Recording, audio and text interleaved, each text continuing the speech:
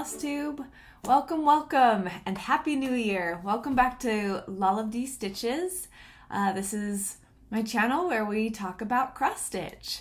And it's been a hot minute since we met last. It was mid-December and I sounded like a frog. So I'm glad to be back and feeling better, and I have so much to show you today. Our itinerary, if you will, is of course progress report on everything I've been working on since last we met, but then we are also going to go through a kit parade at the end. So it'll kind of be like a two-segmented part. You can have a little intermission in between if you so wish. That'll be fun. I've got a whole little tote down here of things that I collect and dream of someday starting, and so it'll be fun to go through those. Yeah, I'm excited. I hope that your holidays were lovely. Mine were quiet. We didn't travel, which was really nice, though we missed our family dearly. It was nice to be home, especially since it wound up being kind of a crazy, hectic end of the year between the weather systems that I feel like the whole country got, and here in the States, and basically just North America. And then my husband wound up working some really, really long hours there at the end of the year, and we were generally just tired and under the weather, and it was nice to not do anything. We normally do an annual New Year's Day hike that we actually postponed because we just didn't want to go anywhere. So that's okay. We adapt to what we need rather than forcing things to happen. Anyways, we had nice holidays. I hope that yours were nice as well. Let's see, trying to get my brain back in the routine of Flosstube.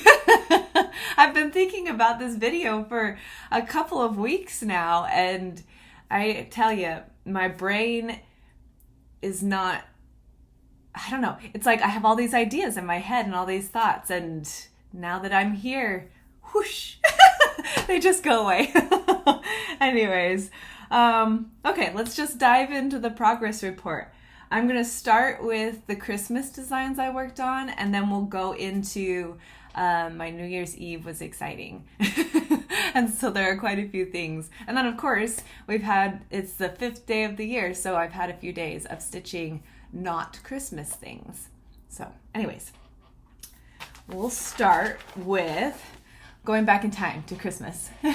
Deck the halls. I did not work on very much. I did get some stitches in on it.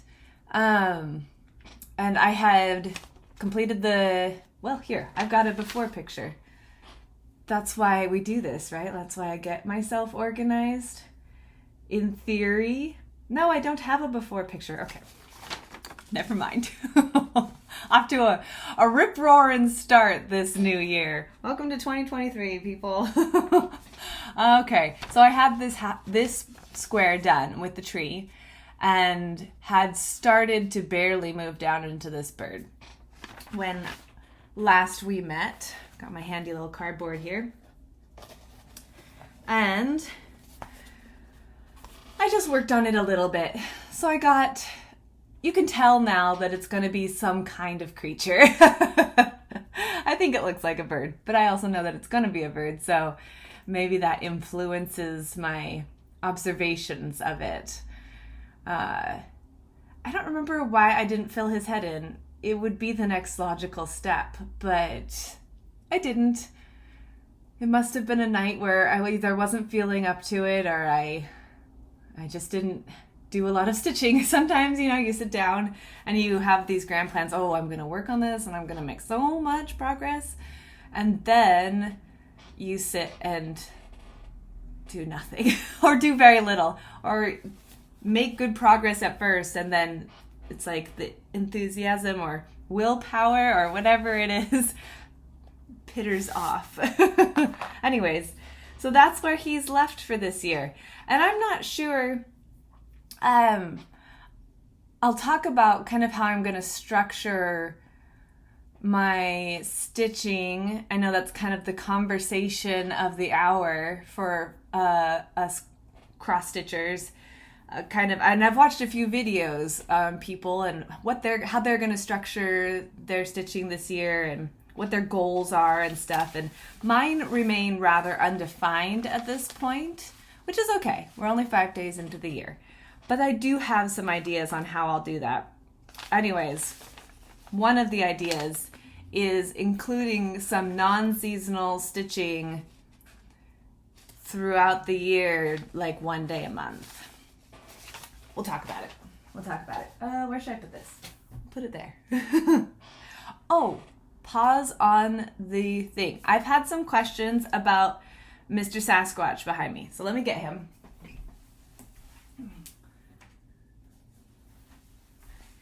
Because he's awesome, and people notice him. So I've had some questions, and rather than, text all my little replies into them, I thought I would just share him up close.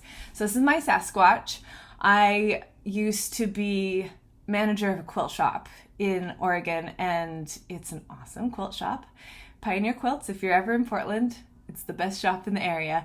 I'm not biased at all. But my dear friends gave me a wonderful going away party when we moved this summer. And they surprised me with a Sasquatch theme, and it was awesome. And one of my dear friends made this for me as my going away gift. So he's holding a rotary cutter that has BF, Bigfoot, on it, which is excellent. And then she customized his suitcase because we always have to bring our fabric with us. Anyways, that's my Bigfoot, and I love him. So he gets his place of honor on the wall. Okay.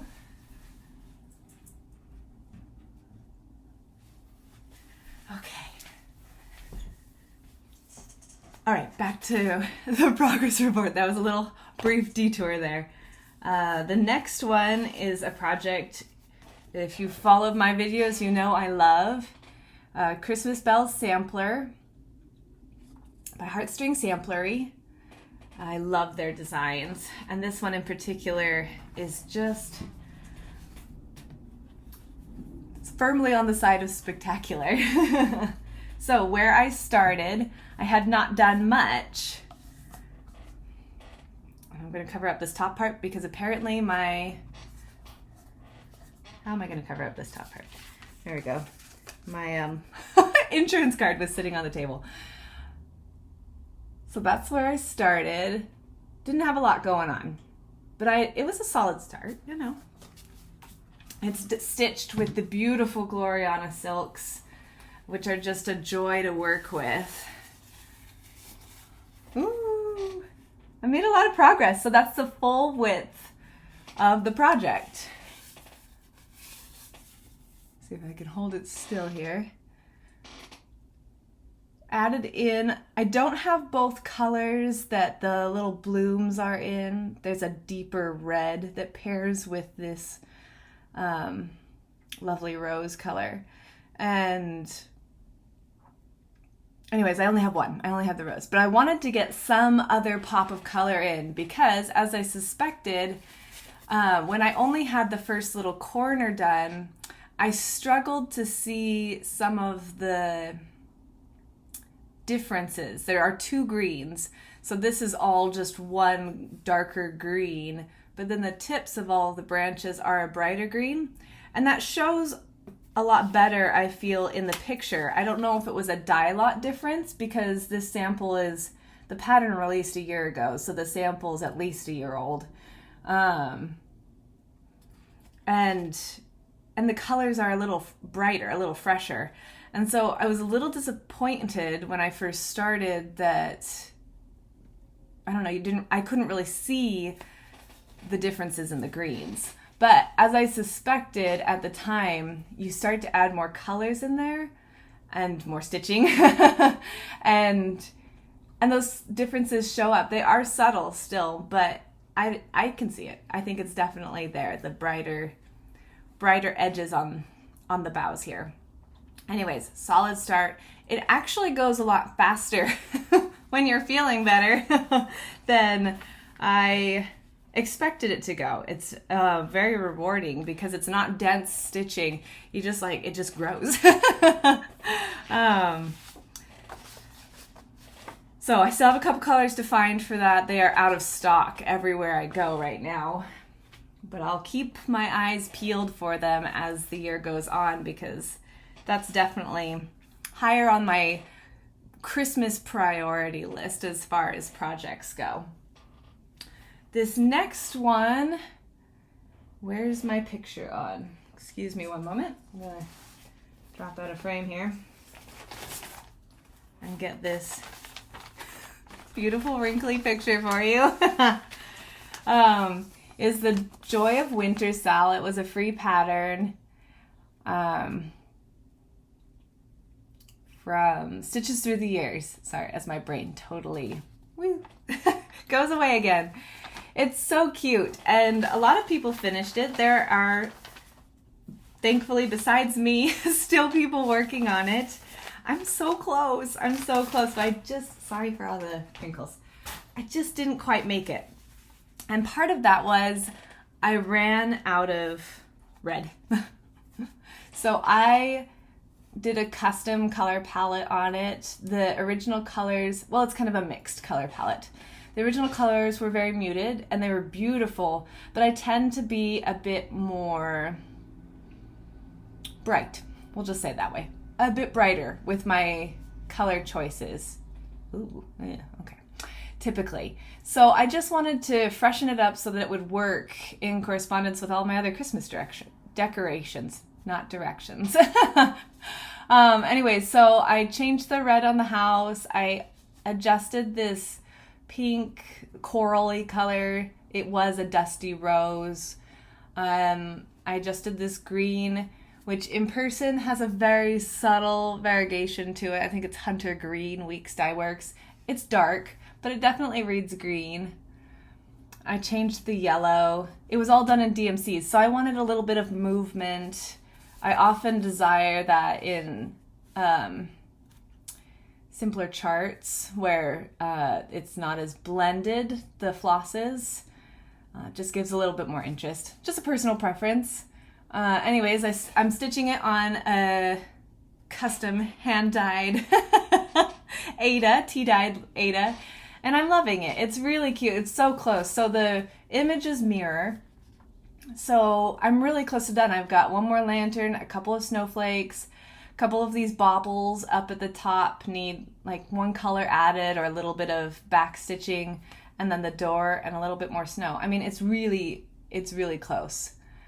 I wanted it done so bad, but I just didn't quite make it, and that's okay. There's always another day, and Christmas always comes around again, and I've got 12 months. I'm ahead of the curve.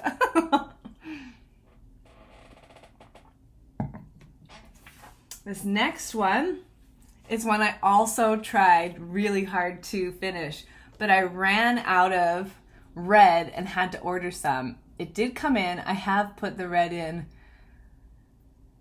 and I'm almost there. It's so close. You'll see it in a minute. We started, Christmas at Winterberry Cabin by Brenda Gervais, which, I mean, I adore her patterns. This one, though, I've had in my kitted bucket for a couple of years, and it was really exciting to pull this one out this year. So this is where we started. I just had the, glare, city. We've got a very cloudy day today, so I have every lamp in my room on. It's creating different lighting than I'm used to for my videos. Anyways, we'll try to get this as clear as I can. But you can see I had that whole border done, but for some bigger, I don't know what the name of the stitch is. Bigger berries. You'll see them in a second. Which felt like a really solid start, because this was this one and the previous project and then the Christmas bells are all new starts for this winter season. And so considering that, for me, this is most excellent progress. Oh, it's too long to bend this over very well. There we go. Oh, heavens to Betsy. I have butterfingers. That's fine. Okay, there we go. So, you can see he's mostly done. The only thing, quite literally, the only thing left to do is that silly sign, which is solid. And the night I was working on this, it just intimidated me, and I did not. I knew it would take an hour or so to stitch it because I'm not a super fast stitcher, and I just wasn't, I didn't have the energy for it, so I did not finish it completely, but it's almost there. There are a few color changes in this as well. I just pulled from stash. I didn't have everything when I started this that was called for, and I wanted to start it badly enough that I was like, that's okay. I've got a hand-dyed floss stash. I'll just shift some things. So this is a different color. This is a different color. I think most of them are different colors. The moon is different. The trees are different colors. They were very muted. You can kind of see that in the picture, that everything kind of is a similar level of color. So even though these are greens, they are reading, they just read very brown to me. And it's beautiful. I mean, I fell in love with the picture. I don't have anything wrong with, I don't have any problems with it. But when I started pulling from my stash, this is just kind of what happened. It went a little brighter. And this is the original color for his suit, outfit.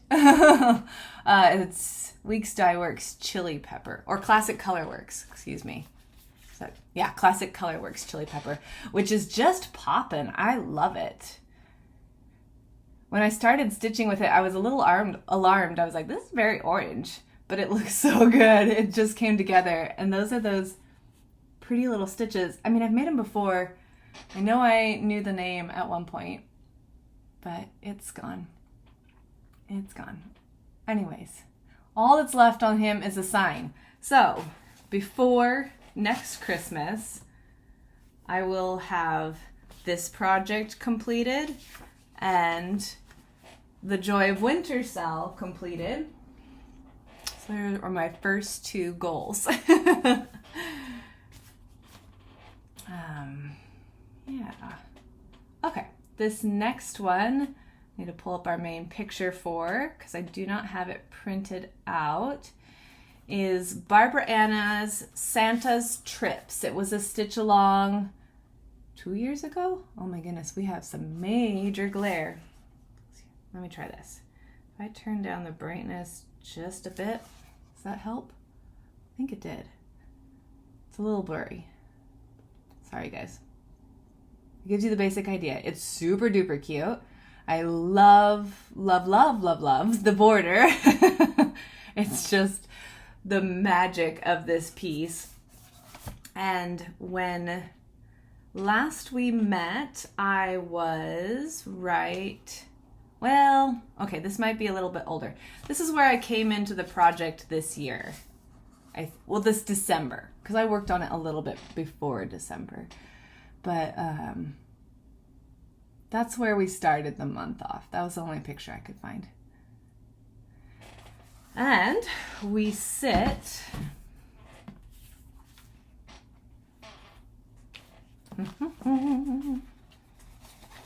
right here with it. Ooh, slippery. See, I told you, butterfingers. My goodness. There we go. So I came down with this border and I started the next square.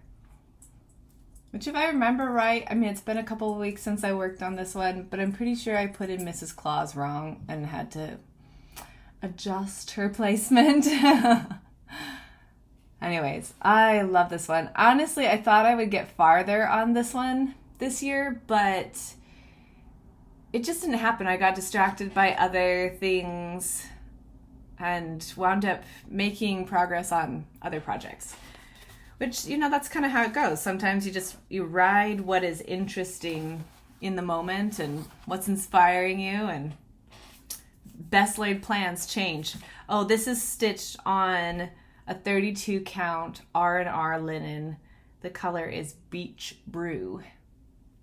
And I love it. I love it. It has that antiqued look and just feels like, I don't know. It's a very linen-y color.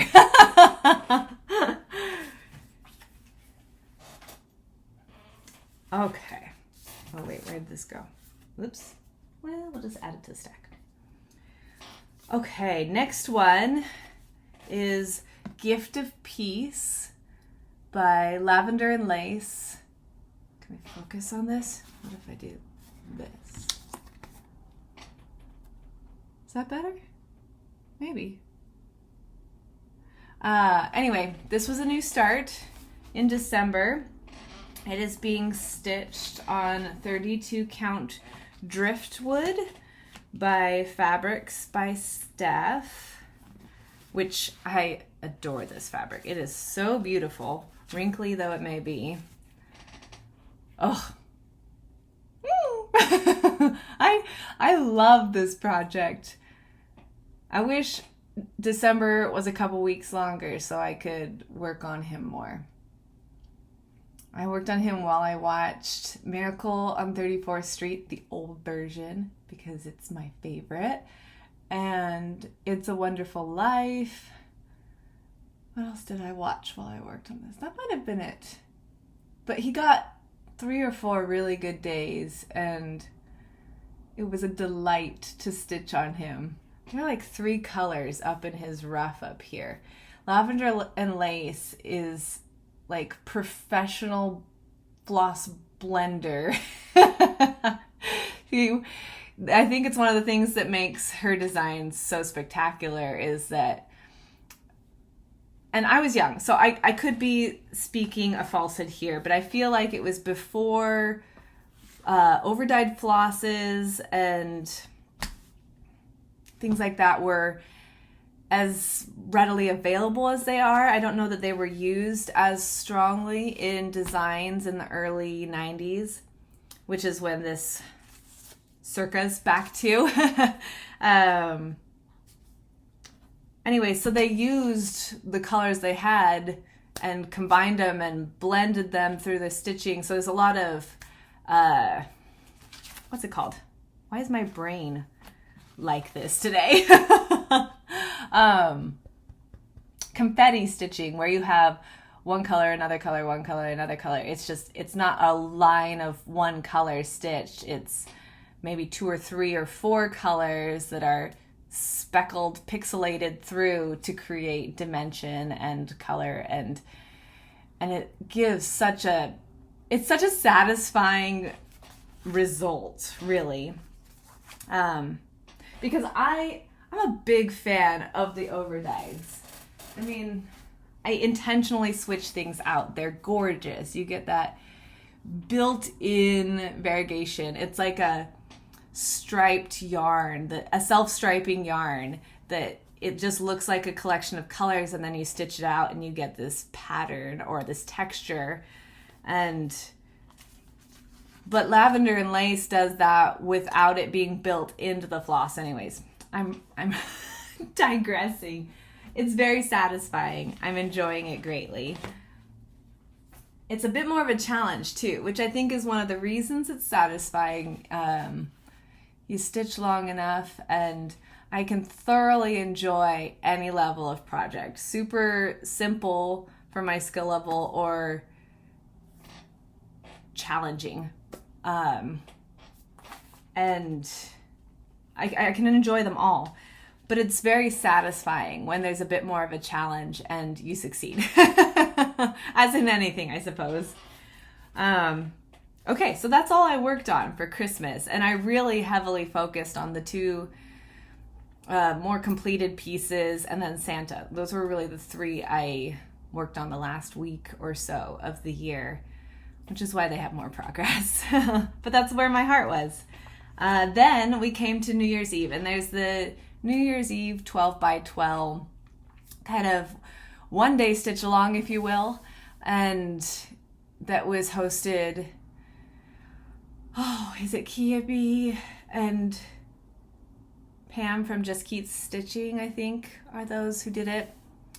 Anyways, it's been going for a couple years. I hadn't heard of it, and the idea is that you choose 12 designs, whether they be whips or new starts, and the 12 hours leading up to midnight, you do a countdown and you stitch on them all day. It's a stitching extravaganza, and I knew that I wouldn't have the energy or time to do all 12 hours, and so I chose 6.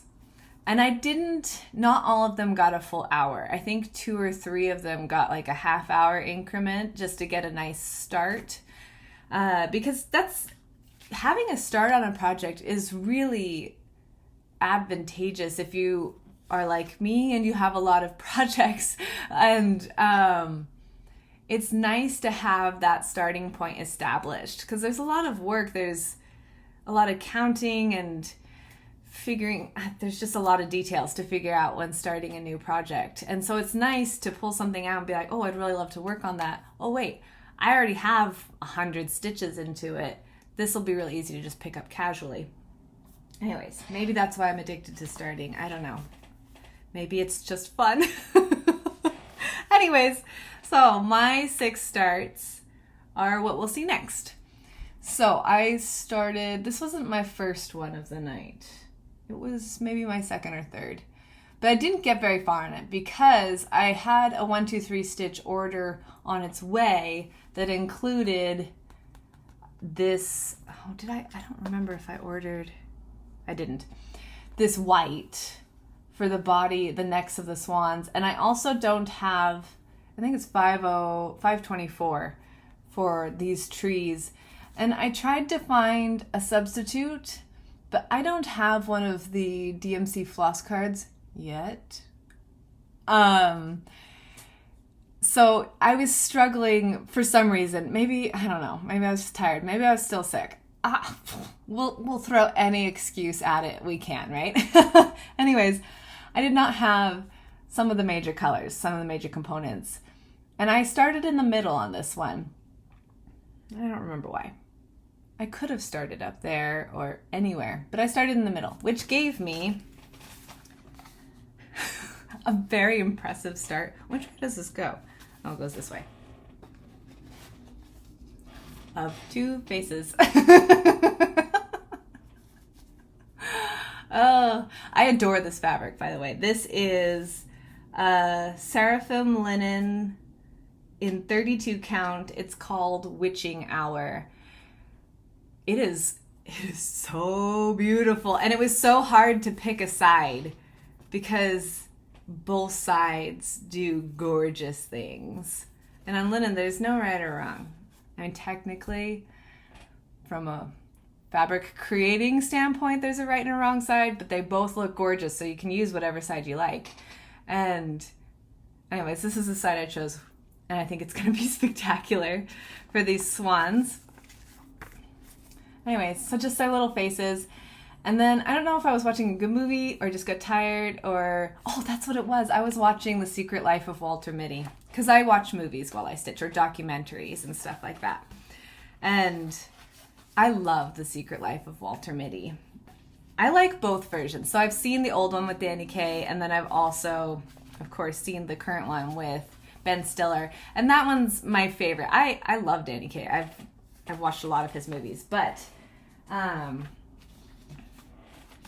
between the score and just, I don't know, the relatability, they tweaked the story a little bit for the Ben Stiller version, and it was so good.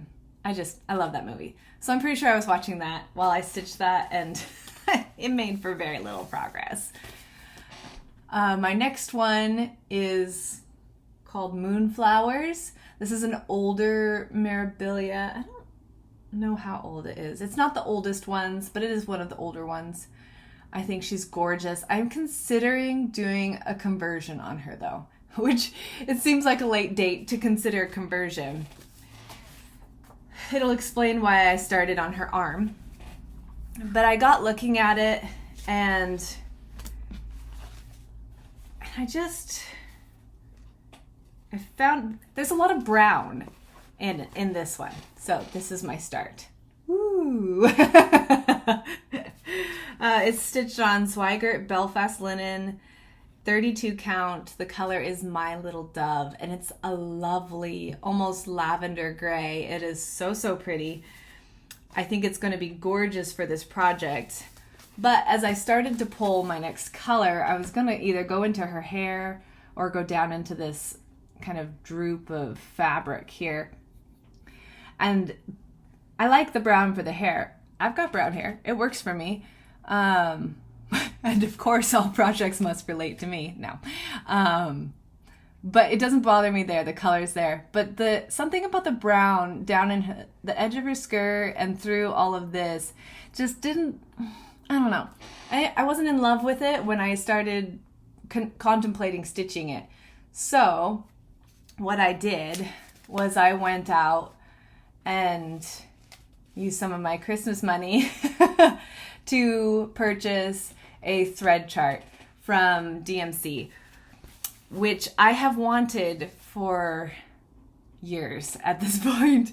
I've thought about getting it to it, and I always put it in my cart, and I'm like, oh no, but like if I skip this today, I could get like this beautiful piece of fabric instead, and I don't regret those choices. It's always good to have a beautiful piece of fabric, but as I start to want to make changes in charts and kind of customize things, I think having that full range available, especially when switching, which I'm not going to do on this project, but when switching from a solid DMC to an over dye, having the original base color easy to access would be so convenient. Anyways, that is on its way. Hopefully it will be here.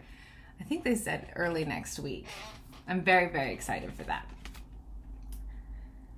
Anyway, so I didn't go any farther than her arm on that one, partly because I was out of time and partly because potential conversion coming.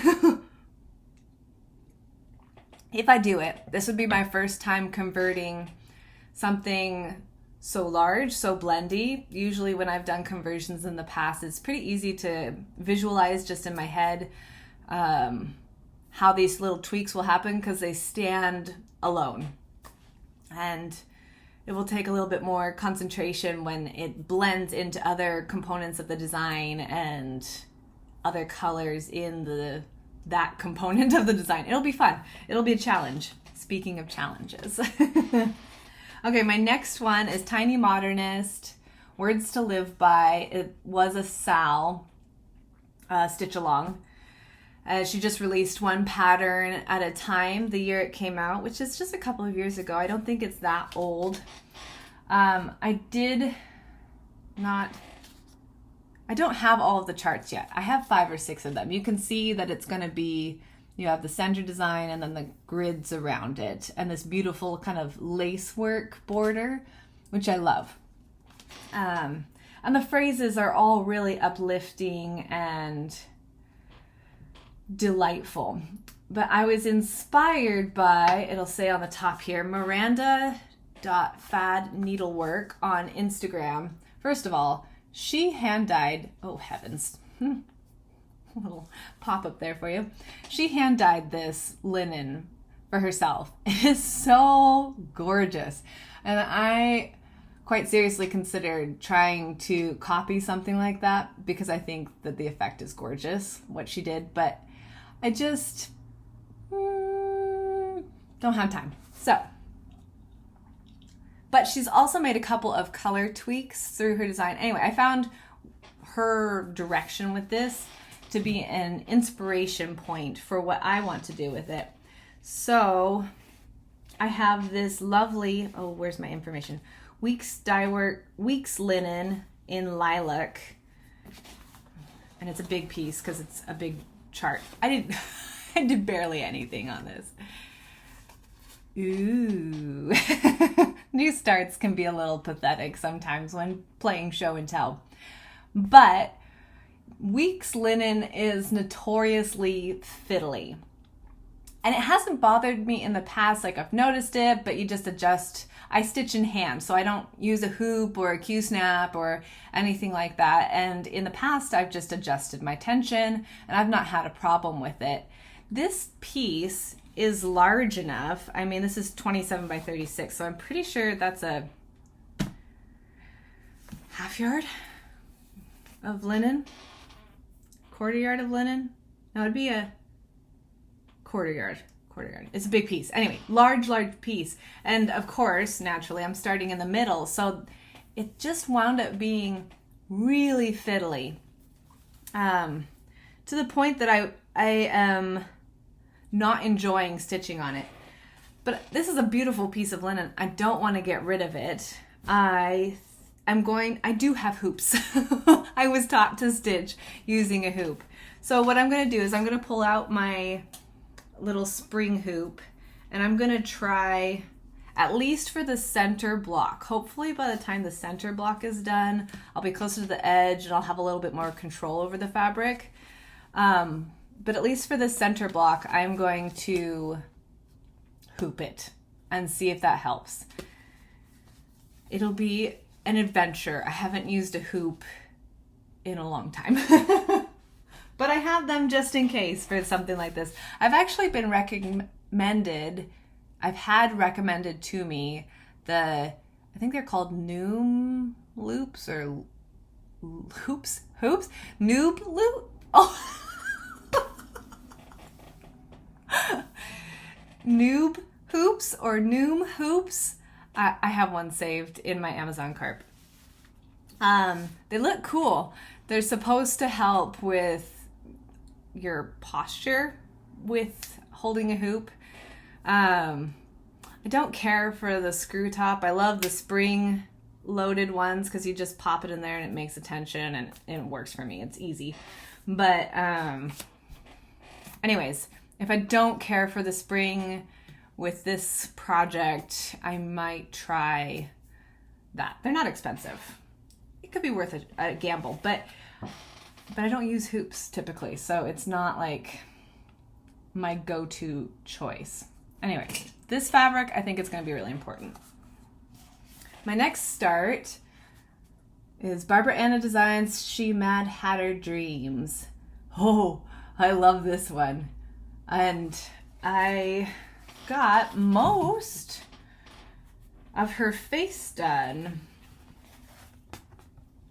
well, in one color. It's a solid start.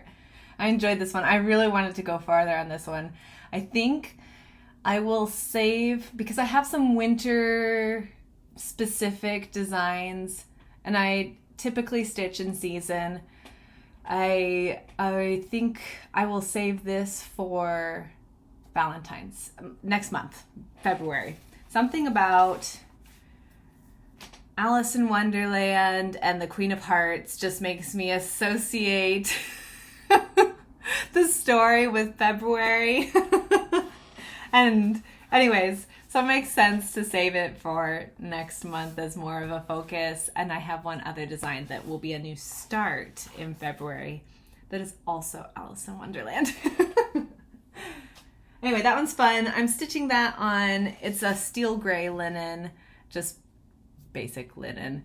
It's a discontinued color, but there are, from what I saw at Threadneedle Street when I bought that, very, very similar colors available that are in current circulation. So if you're wanting to do something like that, it's still available. Let's see here. What is next? Next is Coffee First. Another Brenda Gervais. I love this one. It's another one that I've had in my basket of stitch this soon for a year or so. And I'm not going to finish it in a pillow. I might put it in a hoop, but I'd love it to hang by our coffee pot. Anyways, I am making a couple of color tweaks. I'm stitching it on one of my tea-dyed Adas, and that's my start. And those are both called for colors, but when I pulled the called for, so you can see, at least from the picture, the skirt is a darker blue and the blouse or bodice is a kind of gray or softer blue, which is lovely. But when I pulled the colors, at least my dye lots, these are the called for colors. Mountain Mist and Brethren Blue, both by Gentle Arts. Gorgeous. They're gorgeous. And actually they look real nice with my Ada, so I might go with them, but they were so very different from what I saw in the picture that I hesitated to do any stitching until I was more confident that's the direction I wanted to go. I did pull out my beautiful blueberry from Tom Turkey, which has these beautiful purpley raspberry accents to it. That could be really pretty for maybe the skirt, and I could find a softer color in the same tonality, shade, vocabulary, words are hard, for the blouse. Anyways, just some brain thoughts. I don't know which way I'll go yet, but aside from the cup, which is a lot of stitching, I think this project will go really fast. I would like to say that this one will be finished sooner than later, but we'll see. Like I said, I don't have any firm plans yet. Okay, my next one I'm excited about. It's another Frosted Pumpkin Stitchery, which if you see my wall here, you know I love their designs, especially their stitch-alongs. Something about all of their cute little designs coming together in a theme, it just hits a spot for me. And this one is super cute, little fairy tales. And I love Around the World in 80 Days. That's one of my favorites. And then Robin Hood, my 3 Billy Goats. It's cute. It pulls on some different stories that don't often get featured in designs. And another Instagram inspiration. Frosted Pumpkin Stitchery shared this a couple of years ago, I want to say. This is the one that made me buy it, though. It was stitched by Sarah Does All the Things. Oh, heavens, all the buttons. Pardon me, technical difficulties. Oh my goodness. It is just the happiest project. So she brightened. That's an assumption. I don't know that she actually brightened any of her colors, or if it's a filter. It's very possible.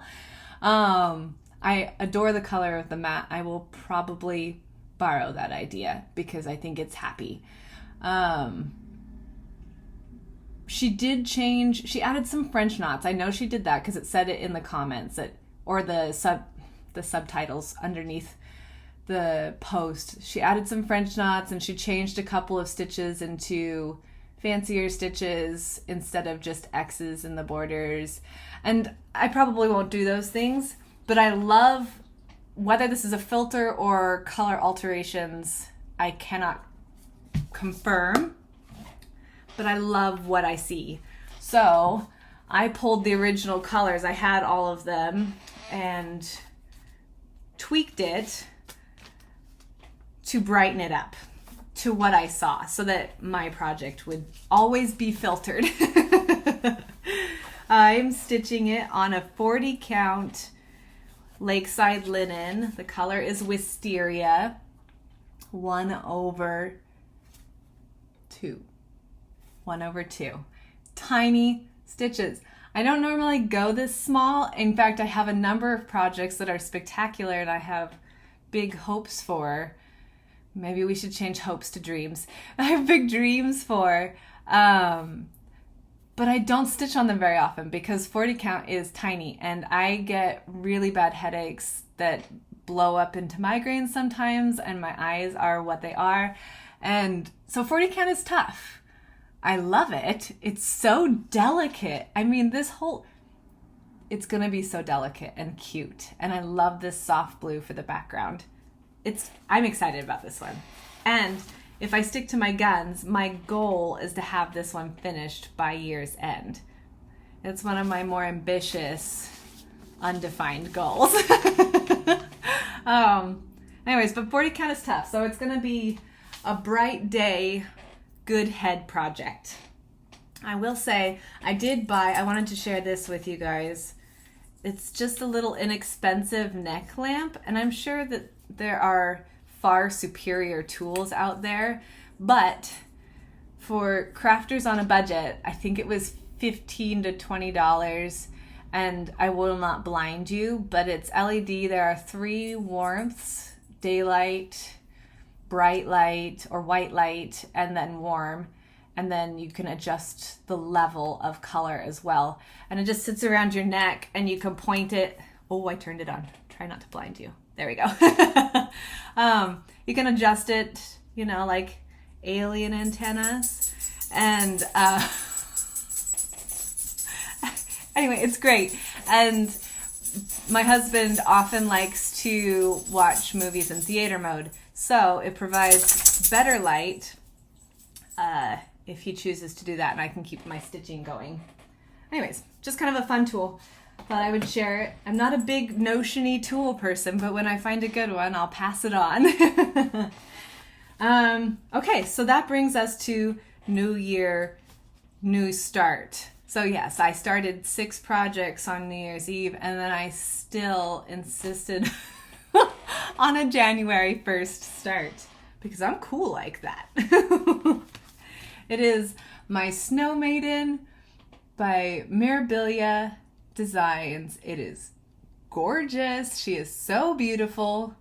But friends, we have things to talk about because nobody's perfect, and that's okay.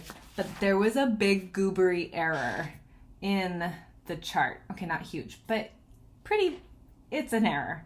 Let me get back to my pictures here and see if I can find blah, blah, blah, blah, blah, blah. I did not pull this one out of the assortment. Oh, fiddlesticks. Okay, well, we'll just talk about it with words then. No big deal. So,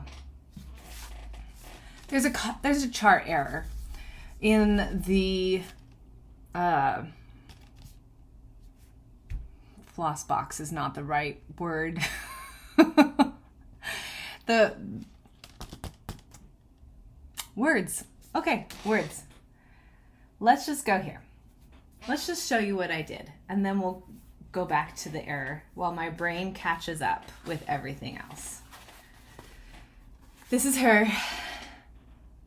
She's very blendy right now, but that will not remain the case. She's surrounded by these beautiful icy blues and aquas and even into teals and greens, and all of these purples will not blend in. They won't even touch the purple by the time it's all stitched. So stress not about the extreme blendiness of it right now. But what happened was I started with this bottom purple. I actually did not start in the center because I thought it would be fun to start with her head, go up into her hair, and then work down into her dress, which is a different order than I normally do with my Mirabilias. And so I did this round of purple, and then I put in some of the lighter purples, and then I went to this color, which is charted as 29. It's the asterisk. That is incorrect, my friends. Let me find I will find this because I want to correct it to the masses accurately. And I have it in my screenshots. It is right here. Okay, so the asterisk is charted as 29. That is a very deep purple. And I had a picture somewhere that I deleted in shame. 29 is, well, anyways, it's a very deep purple. Deep gray, dark purple. And, just trusting the chart and the pattern, I stitched it in all but this top little spot where all those darker spots of lighter purple, darker spots of lighter are. And when I started adding some of the lighter colors, and I was like, oh my goodness, this looks like a clown collar. Like it was light, dark, light, dark, light, dark. And that is not the soft collar that you see in this picture. So then I stopped stitching altogether and looked at the picture. I was like, something's wrong. So then of course, I assumed user error first, and I double checked the chart. Yes, it called for 29. Yes, I had the right symbol. I checked my thread card. Yeah, I'd pulled 29. So then I was like, okay, well, maybe I loaded my thread card wrong. No, I double checked. 29 is in fact a very dark grayish purple. And then I was like, oh my gosh, so it must have been a printing error or something like that. And because it was wrong. So then I was like, okay, well, I know Mirabilia is really good about posting any errors on her website. And she does have, in fact, when you go to the corrections tab, a spot for MD, so Mirabilia Design 179, the Snow Maiden. And there is a small chart correction and then 2 color corrections. However, unfortunately, the color corrections are exactly what is listed on the chart. They are not, in fact, a correction. And it's a real simple thing. They're just reversed. So the asterisk should be 210 and the plus is 29.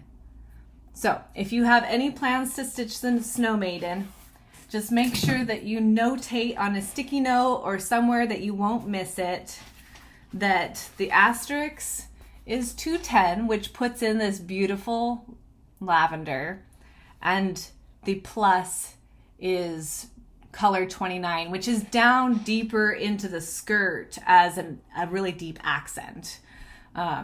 Anyways, an important distinction in the end, because we don't want a clown collar on our Snow Maiden. Instead, so I ripped it all out and I put in the right color, and then I breathed a sigh of relief because everything was beautiful and happy again. Anyways, I'm loving stitching on her. She is definitely going to be my Mirabilia for January and February. I will just work on her as much as I can because she's gorgeous, and I can hardly wait to get into some of those water lily silks. Oh my goodness, they are so beautiful, and they're in her hair, which may have influenced my decision to start higher in the design. Okay, tuck that there. Then yesterday was the 4th, and yesterday was Wednesday, so the 2nd was the 3rd of the month, which is my birthday day. It was not my birthday. My birthday's in September. But I pulled out my birthday stitch for the first time in months, because as soon as autumn and Halloween stitching and basically seasonal stitching came in, I just dropped like a hot potato. Everything that was not seasonal, including my birthday stitch. I haven't worked on it since October 3rd, I think. Anyways, Virgo, she's gorgeous. I even have the beads for her, which is not my usual MO. Normally I just buy all the flosses first because I know that the beads will be years off, more likely than not. Oh, I forgot to show you where we started. I got distracted by chattering. Let's see, where we started was right here.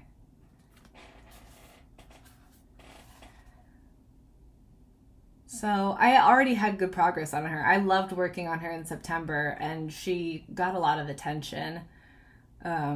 Really gorgeous flosses to work with and beautiful design. All the elements came together for the result of enthusiasm. Anyways, I've added her arms, so she looks a little bit less like a worm. I don't know why, for some reason, without this part, she just... it was hard to tell what was going on here. She's draping her necklace between her hands.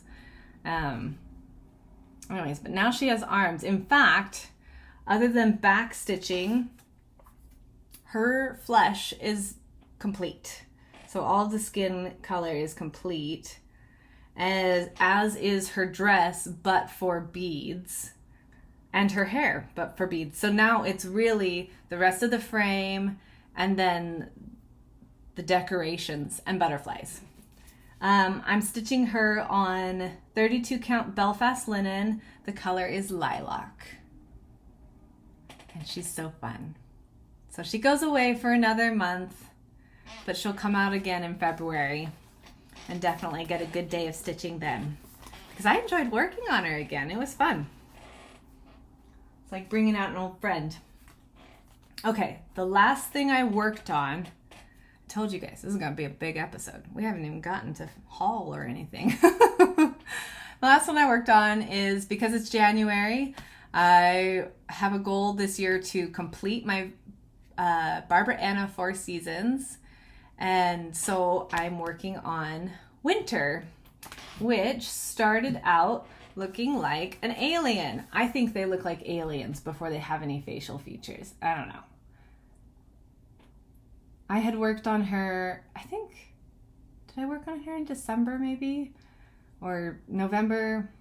At some point last fall, I had pulled her out and worked on her for just a day or so because I don't think I had any of the Winter Lady done yet.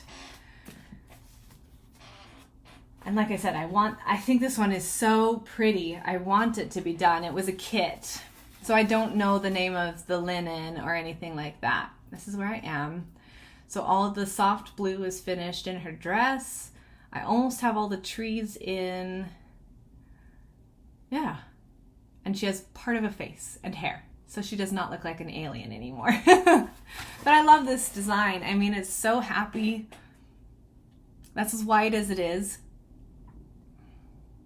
And it'll be really fun. Spring will finish up in a flash. It'll be real quick when I get to it. Anyway, so this will be in the rotation all year until it's complete. At least until each season is complete. Because once I finish her, I'll put it away until springtime, which in my brain is like March-ish. And then I'll finish spring, and then I'll put it away until summertime, and you know, that kind of game. Keeps it fresh, keeps it fun. Gives me room to do all my other fun things. Okay, that's everything I worked on. So that's the end of our progress report. I don't have a ton of haul, but I did get a couple of charts for Christmas that I wanted to share with you because they are adorable, and what are we if not enablers? So this is my super cute cup. When you buy a lot of Starbucks, you get stars and free cups, and I'm very happy with new happy cups. Okay, so I'd mentioned earlier that I did do a small predominantly floss order to 123 Stitch. So I filled in some missing DMCs. They're very pretty. And I think only one or two of them were actually for anything specific. They were just, when I get empty floss cards, I bobbinate my floss. It's my preferred method of storage. And so when I get empty or low cards, I make a little list. I pull them out of their box, especially if they're totally naked. And then I make my list, and I'll usually either make it out to the cross-stitch shop locally or make an order, and you know, I'll get a chunk at a time. So it works for me. That way my stash stays relatively complete. I don't have a full DMC collection. You would think with all the flasks I've bought in the last couple of years that I would have a complete DMC collection, but I don't. Maybe that should be one of my goals for the year, is to slowly buy 5 or 6 where was I going with that? Unpossessed is what came to my head, but that doesn't seem correct. Uncollected, we'll say it that way. DMCs. That way I could finish the year potentially with a complete collection. That's an idea. These, I believe, are for, these and my one water lily that I ordered, which is just, oh, I've got to put a background on this. It is so pretty. I don't know if you can see it, but it's called Shell. Yeah, it's not going to show. It is the most delightfully subtle dyeing on it. In person, you can see the barest hint of aqua and pink, and it just looks like the inside of an abalone shell. It is so beautiful. And this goes in the Moon Fairy, as do both of these. So those will be delightful. I need to add them to their kit.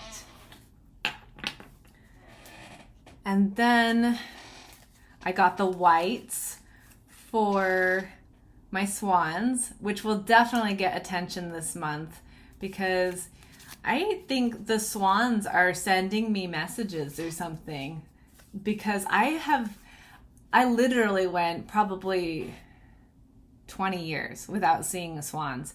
And in the last 2 months, I have seen swans almost every week. Now, the logical side of my brain is like, oh, there's a migration happening. And I live in an area they migrate through. But the more magical side of me is like, those are beautiful, peaceful signs. And I am embracing it and stitching swans. They're so beautiful. They're so beautiful. Anyways, then I also got a couple other hand dyeds. I was low on this one and then out of this one, and then this one, which is called Amethyst, was just beautiful. It looked so pretty. So I wanted to, oh, where'd my paper go? There we go. That will show them. Okay. It's the game of dropping things. Beautiful, beautiful flosses. Anyways. And then a very exciting purchase. So I make my own floss cards, and I have to date been using my grandmother's, I kid you not, it's at least as old as I am, hole punch. And the last time I made cards, it was, my hand hurt so bad afterwards. And I finally resigned myself to accepting the fact that it was too dull for this use. So I bought myself a new one, and it's purple. It's cute. Okay, and then my Christmas charts. These were digital charts that my sister purchased for me, so they are printouts. Isn't it just the cutest little unicorn? Oh my goodness. I will omit the dates. I don't know if it's supposed to be a zodiac thing or what, but I'm just going to stitch the unicorn for the unicorn. And I don't know what color background it will be on. Something dark, but, you know, I might go green or purple or blue or something just to mix it up. Anyways, I think it's beautiful. That is by Mama Witch X Stitch. And then she got me the little brown bat, which is so cute. The bats are always one of my favorite things to go see at the zoo when we go, you know, once every decade. I love his little hands. And the detail work on the wings is gorgeous. I mean, classic cottage garden samplings. I would like to have most of last year's. I don't think I'll do all of them. There were a couple that I wasn't as crazy about, but most of them I'm trying to collect slowly. I have the owl. I have the turkey was the previous year, but he counts. The swans. I don't think I've bought the fox yet. Everybody's working on the fox right now because he's very wintry, but anyways, working on collecting them slowly. So that was really fun to see in my my little folder of goodies.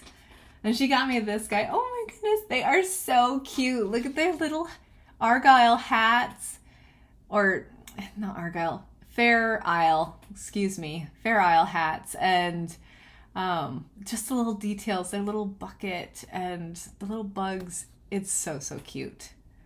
I love this. It'll be so fun to stitch. This will be later in the year. I'll probably start that one because they're pretty autumnal. And then this, so I had not heard of Judith M. Kirby before, but somebody in the Flosstube world, I don't remember who.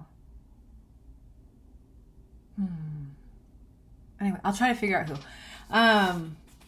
Somebody had found or been given one of these Victorian houses. And I don't think it was this one. It may have been this one. No, I think it was the one with the little children.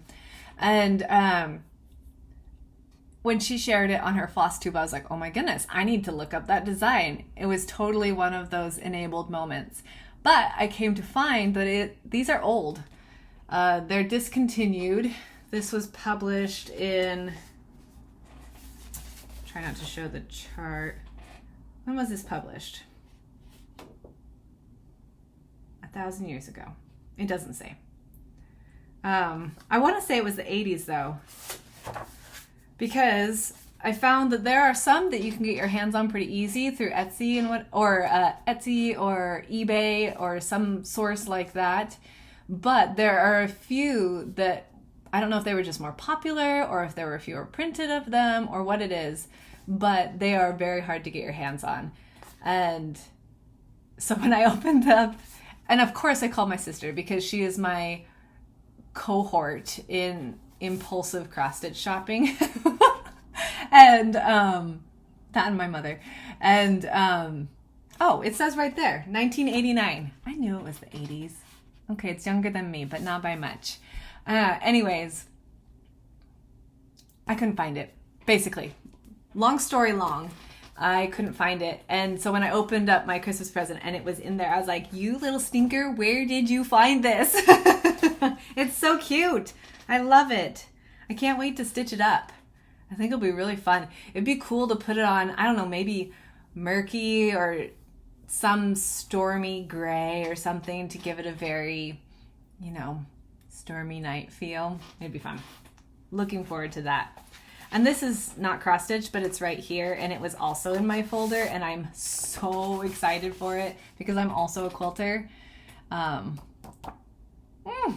Lighthouse with the Storm at Sea blocks all coming together to make the landscape.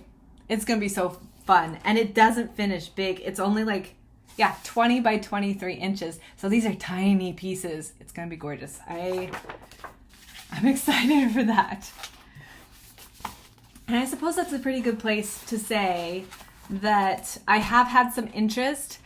You'll notice behind me I have quilt blocks on the wall, a quilt in progress. Those are both Jen Kingwell's back there.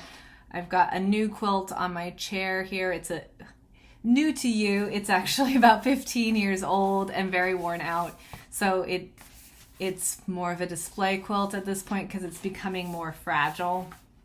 But I am a quilter, and I am in February going to start doing a separate episode because I know not everybody's interested in the quilting, but for those who are, there aren't, at least I haven't noticed, a lot of quilting videos out there that aren't tutorials. And I thought it would be fun to, just share what I'm working on in my quilting world. So I'm going to call those videos Lala D's Quilting Bee, and those will start showing up in February. And I'll just show you what I'm working on. And if I find new fun patterns, I'll share those too. Same game, different hobby. All stitching though. Anyway, so there's my little side note there. It would be fun. Anybody who wants to watch it, of course, always is welcome. Okay, this is the pausing point where no, not quite. Pausing point coming. Let's talk about my two other January. So I have the Barbara Anna Sal 4 Seasons that I'm going to be working on this month. These are my plans for January. I'm also going to continue working on my Snow Maiden. And then I have a couple of older projects, whips, from last year that I started that I also want to work on. And I'll show you those real quickly just so we have kind of a starting point. This first one was purchased off of Etsy. And it was one of those moments where I was new to shopping on Etsy. And I've had this one for a while. I started it last year, but I've had it for a while. It's called Winter on Main Street. I'm not going to say the site because what I came to learn later is that it is a reproduction or, a copyright infringement really is what it is, of an old Sunset kit called Winter on Main Street. And it is no longer available. In fact, I didn't even see any the last time I looked for a kit. I just purchased a digital pattern off of Etsy. So word to the wise, kind of watch. And there are some things, personally, it doesn't bother me as much on. I feel like some of the really, really old charts that are really, they were in a magazine or something like that. And so they're out there. If they get digitized and I pay money for it, somebody put the effort into digitizing it. I feel it's so complicated. I want to protect people's copyrights. So I am a lot more aware of that at this point in my shopping life. And I definitely strive to be respectful of, people's ideas, because I have created a couple of patterns that I've sold in the past, and it would be very upsetting to find somebody else ripping it off because I put a lot of hours of work into it. Anyways, so there's my little soapbox. Just be careful what you're purchasing out there because these are people's works. I am still stitching up the chart because I couldn't find a kit. And so I'm using an even weave and called for colors. And it's beautiful. It's beautiful. I love it. I do love it. Anyway, so you'll see that. But just be aware that if you can find the kit, in hindsight, that's the way I would have gone on it. I did not realize. I did not realize what I was purchasing at the time. Anyways, but it's cute. It's happy. I made a ton of progress on it last year.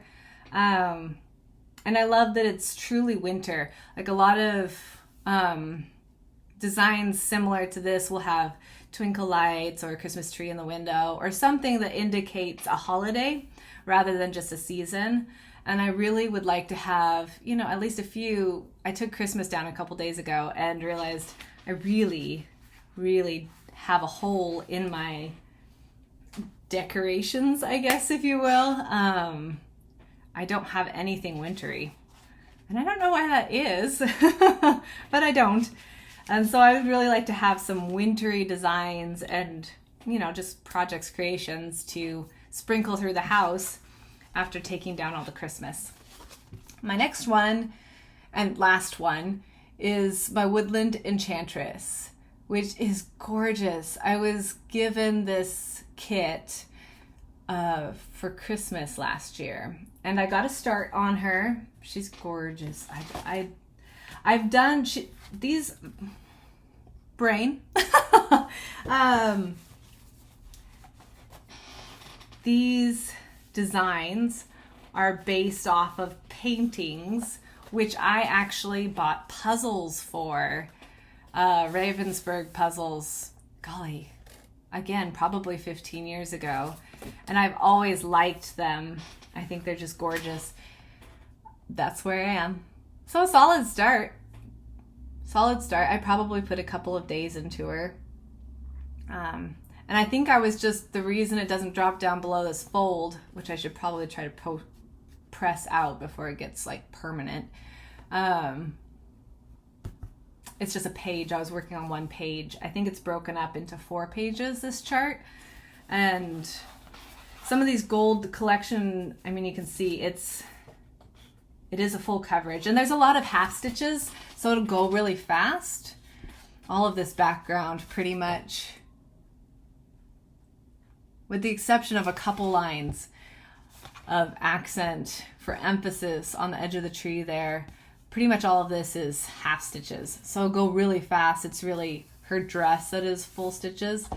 But every square, if you will, every pixel in this design has stitching over it. So it's a large project. Anyways, I don't remember where I was going with that, but it's fun. She's beautiful. So those are really the 4, I think that was 4, that I will focus on this month, and we'll see. Oh, and the swans. We'll see how it goes. It's a busy month for me. I'm traveling. My parents are moving to Nebraska. Their house closes tomorrow, which is very exciting. And next week I fly away for a long time. I'll be gone for 2 weeks and back for a couple days, and then gone for a week again for another commitment I've made. And so it's a very busy month. But I'm still going to, evenings usually quiet down no matter what I'm doing. So runaway floss. I'm still going to get stitching done. It's going to happen. Okay, now we have reached our pausing point. So if you need to get up and get something tasty to drink, or just stretch, or use the bathroom or whatever, this is the moment to do it, because now we dive into my bucket of kits, which will be a lot of fun. There's some good stuff in there. In fact, it was really tough when I was going through them. All of my projects I did on New Year's Eve, I pulled from stash, and it was really difficult to not start more than that I really had time for, because there's some really cute things in there that are well enough assembled that I could start them. Okay, so here, let's go into it. How do I define a kit? There's a full kit, like you buy from the store, or you have gotten literally everything you need, and then there are partial kits. And most of these are partial kits, so I kind of build them. If I have something that a chart I buy that I'm really enthusiastic about, usually I'll buy linen with it that day if I have funds available to do that. And pretty much if there's fabric set aside for it, that's the beginning of a kit for me. And so then I'll just kind of build on that, buying the floss or making a floss card for it as I come across it again, or sometimes I'll think about starting something and I'll get it more kitted up, and then I will decide not to do it for whatever reason. And sometimes it's even just because I am a seasonal stitcher, it took me the season to get it kitted up. And now the season's gone, and so I'm not going to stitch on it. Anyways, so there's a lot of things in here. They are not all complete kits, but they are partial kits. They are in the process of, but all of them could be started today if I wanted to, which means kit for me. So I am going to unzip things for just 1 second. So if you have an earbud in or something, please take it out for just a second. I should have done this before I started, but it's probably better to do it now when it's not like right by the speaker. And I'll just chatter at you the whole time, because most things I'm not going to take out of the bags, but some things will be easier to share if they are not hiding behind patterned plastic. Okay, here we go. So the first 2 are Gold Collection Petites, and I love them. I have completed one. They are lighthouses. First one is the Scenic Lighthouse. We'll try to get no glare on it. It's beautiful. There are 4 of these little petite lighthouses. I've completed one. I have another one underway. I got probably, 50% of the way done last year. But we were moving, so my summer stitching was super spotty. And then I have the Beacon at Rocky Point. I've seen all of these stitched up and they're absolutely spectacular. As always, the packaging pictures do not do them justice. But they're gorgeous. I definitely look forward to the day when I have all 4 of them done, and I don't know if I'll hang them all together or if I'll swap them out, you know, kind of on a rotational basis, because they are the same size. You know, to be determined whenever I have them all done and framed. Because the one that I have completed is finished, but it's not framed, which tends to be kind of the MO for my projects right now. Hopefully that will begin to change as I get more things done, and now I have more time to do things like that. Another Gold Collection Petite. It's beautiful. Hydrangeas are one of my top 3 favorite flowers, and I just thought this one was beautiful. Again, I saw it stitched up. The detail in the pot is really beautiful, and the colors, the picture doesn't do it justice. They're really vibrant and beautiful, and you can kind of see, we're getting a little bit of sun poking through, so it might be a little overexposed right now. I'll twist the blinds if we need to. Anyway, so that's all of my petite gold kits, which are, they just come as full kits, so I haven't had to do any work on those. That one we're going to skip because I don't have a real picture for it. Okay, this one is F is for Friend by Heartstring Samplery. She did a whole series. I think she did the whole alphabet. She did a large portion of it, if not the entire thing. And there's some real cute ones in that series. This is one that I think I would like to buy her. I know you can go, she always lists, she's really good at listing like where she gets her frames and stuff like that in her patterns. And that's such a cute frame with the circle. Anyway, so I'll probably do a very similar finish. I have just a mystery linen from Stash in there, and then the called for colors pulled for it, which are a little brighter than what you see in the chart, which is kind of nice. Because as I mentioned earlier, I would consider this a more traditional or primitive chart. And I love the traditional primitive charts, but I don't always love the darker colors because I just tend to go brighter. Sometimes they're perfection, and sometimes I just tweak it to make it my own. This one, Red's Treehouse, ink circles. Oh, I'm covering up. It's so cute.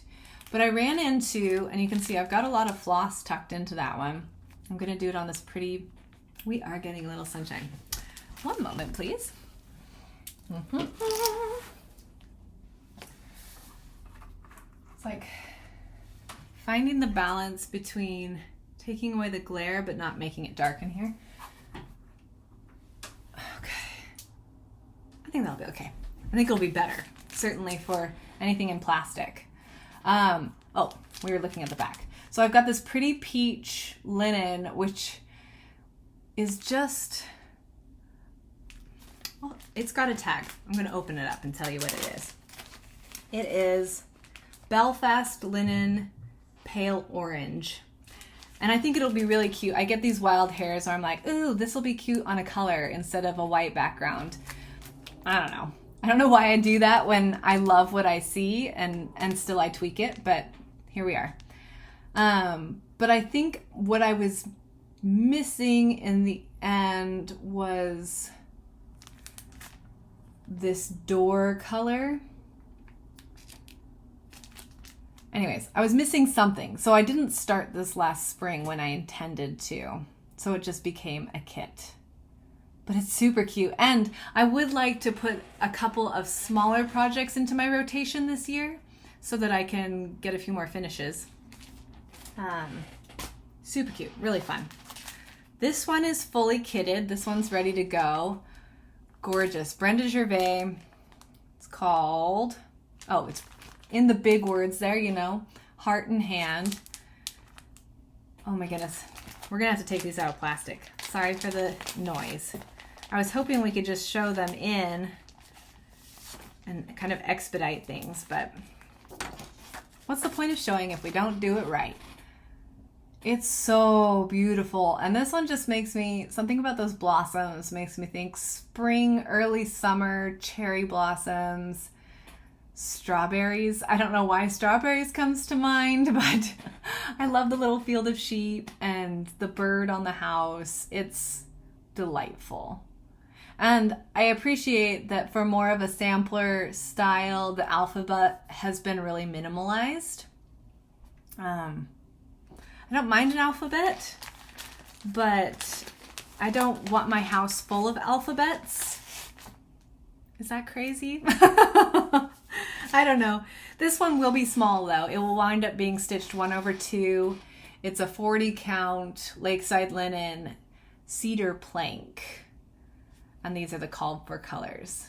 Oh, it's gonna be rich and fantastic. And we'll just toss these down there gently. I will put them away later. Oh, this one will be fun. Again, I'm gonna open the package. Sorry, guys. If I'd known the glare would be so bad, I would have done this pre-video. Plum Street Sampler. I love their designs. I haven't completed very many of their designs, but I really, really like her artwork. Paulette Stewart. So cute. And again, like, I don't have, it's 4th of July, winter. Those are like holes in my decorations.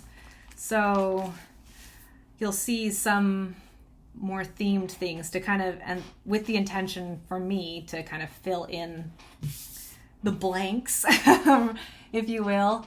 This is my linen and the call for colors. I need to make floss cards for these. That's okay. They're just kits at this point. It'll be really happy. This is not labeled, but I know that the other side of it is in one of the other kits, so I'll come back to this beautiful linen, what it's called. I think it'll be really great. It has a warmth to it for summer, but it's still bright enough that it's not dull. Is that the right word? Summer's a bright, happy time. I usually go like full rainbow in the summer, but sometimes you just see something you love and you've got to go with it. This one was on sale at Acorns and Threads in 2020. Oh my goodness. It is so dang cute. And it's a little kit. So I have the little fuzzy chenille trim. The only thing I don't have is this little pie tin, but I figured I could just make it like a pincushion and just back it with, you know, some linen or a cute cotton or something like that. And it would be totally fine. The other option would be to finish it in a hoop, and, you know, there are a lot of options. But it's so cute, this little bird. It came with the floss, and then I just put in my own linen. So I guess it was sold as a partial kit, and I completed it. Anyways, really cute. And a little memory of home now that I'm not there unintentionally. Okay, bring up my next little stack here. Okay, oh, I love this one. This one was really popular for a hot minute on the interwebs. I belong to the cross stitch nation, and I think it was Coffee Stitcher. He added a couple more gentlemen into the party, and I loved that. I love that inclusion, and I've seen other people vary the skin tones. I am going to do that. I don't know that I'll add another gentleman just because I'm too lazy to rechart another person into there, but I am going to tweak a couple of the dress colors. I love this one, but this one feels very similar to the end dress, so I thought I would make like a purple dress or something like that, and I'm doing it plastic, sorry. I'm doing it on this mystery linen that has no tag. And there are some of the colors. You can kind of see the little purple I chose. It's a gentle one. It's not going to like slap you in the face. Oh, that was a violent way to say that. Oh my goodness. There we go. Oh, and it looks like I was going to add some peach in there too. Anyway, so I kind of tweaked some of the colors to customize it. And then I will pull DMC flesh tones for their little faces. But it was fun to see. It was so popular for a while that you saw a lot of them floating around. And so you got some good inspiration because of that. Ooh, this one's a good one. Siren Cove. This one I chose a darker background for because they are very fair sirens. I might tweak them as well. But I'm going to do it on a gold. And that's the gorgeous water. It's just called Tuscan Sun. It's a linen. So it must be like a Zweigert or just some basic solid. But it's really cute. Here, let me get out of the plastic. What am I doing? So much glare. This would be a fun summer start though. There we go. It's a little better. Yeah, you can just barely see the sirens. And I don't know a lot of siren lore, so I might do some reading on them and see if tweaking maybe... It almost looks like they're wearing bonnets or something like that. I don't know. We might tweak the sirens a little bit, but I love the details. I mean, we've got like, it's almost a turkey, which seems so surprising. They might be seagulls or something like that. The border's really fun. Yeah, it's just cute. I like it.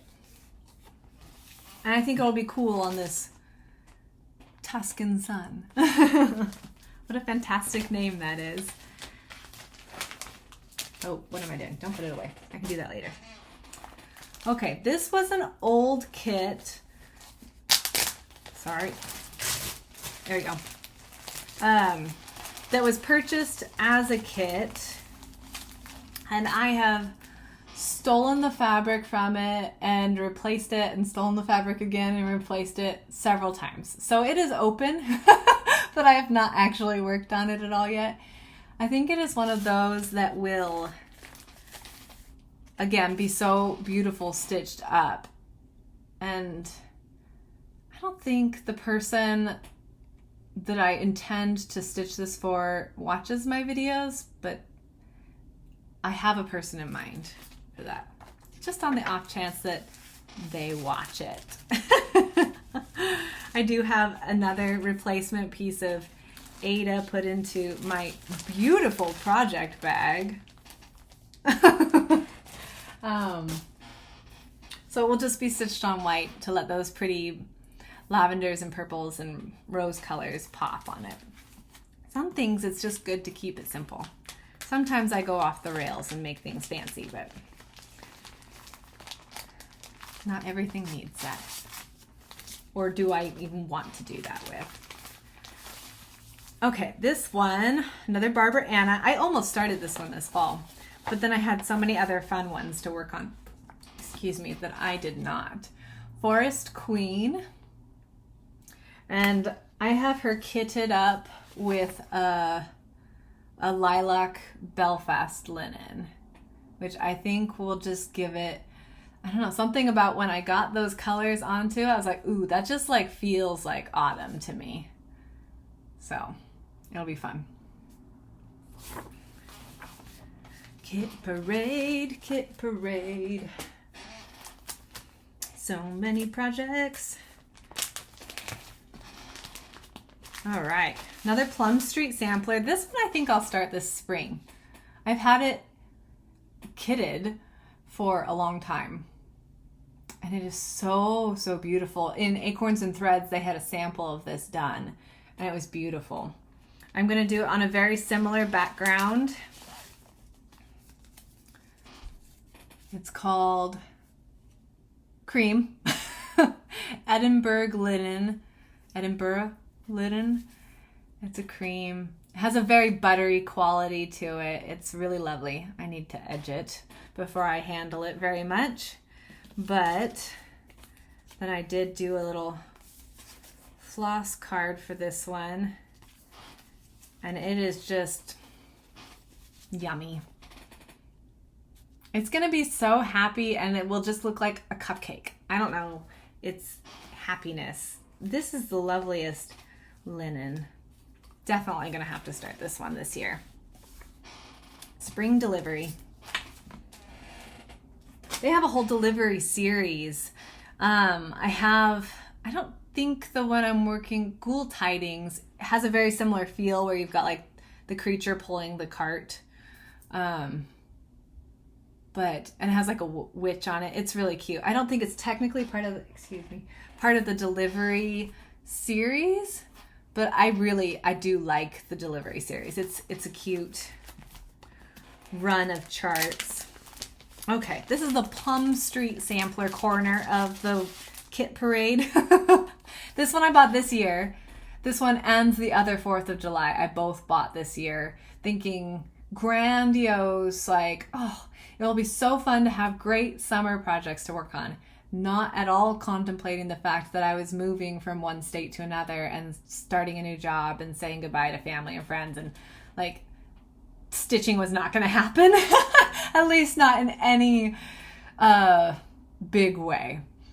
There's always some stitching happening. So it's called Flag Flock. I love sheep. Sheep and owls and unicorns are like my creatures, and Sasquatch are my creatures of choice. Here's the name. I'm using the same linen both for the summer flag, the other summer one, the other Plum Street, and then this one. So it's called Outrageous. It's a Fortnite Fabrics, which, I mean, gorgeous. It's one of my first Fortnite fabrics, and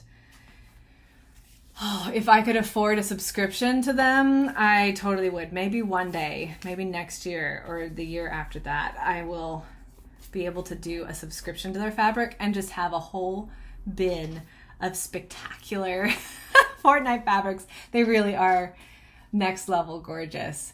Anyways, I don't think this is a full kit yet. Yes, I'm still missing 4 colors, but that's most of it. Like I said, I could start it today if I chose to, so it counts. That'll be fun, and it will probably get started this summer. It's a bit bigger. There's a bit more stitching on that one. The sheep are pretty stitch dense, so I doubt it will be finished this year. But we'll get a good start on it. This is another summer one. It is so cute. Excuse my crinkles. It's just going to be easier to see outside of the bag. Okay. Madame Chantilly. So I did start and finish a Madame Chantilly last year. It is so cute. And I loved stitching it so much that the next time I was in Acorns and Threads, which was my LNS in Portland, I snatched this up because I was like, oh my goodness, it has a lighthouse, it has big fat seagulls, it's got a whale. Who could ask for anything more? So I have chosen a beautiful mystery linen.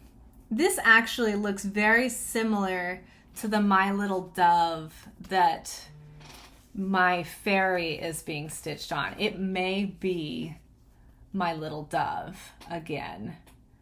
It has the same feel and the same subtle marbling to it. But, oh, isn't that going to be fun? The colors, the bright colors will just pop. The gray colors will still show beautifully. That's going to be a fun project. I'm excited for that one. Yeah. I'll be happy. I'm going to have so many summer projects.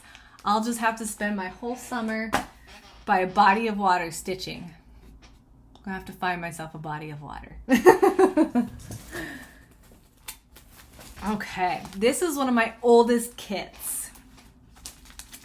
And I stitched his companion. It was one of my first big stitches ever. So here is, it is so mangled. Please excuse me. I bought it when I was young because I loved the first teddy bear that I did. And then I have proceeded to tote it around for 20 years or so, maybe 25 years. I think it is so beautiful. I love the flowers and the jars of honey, and there's just, it feels like summer, doesn't it?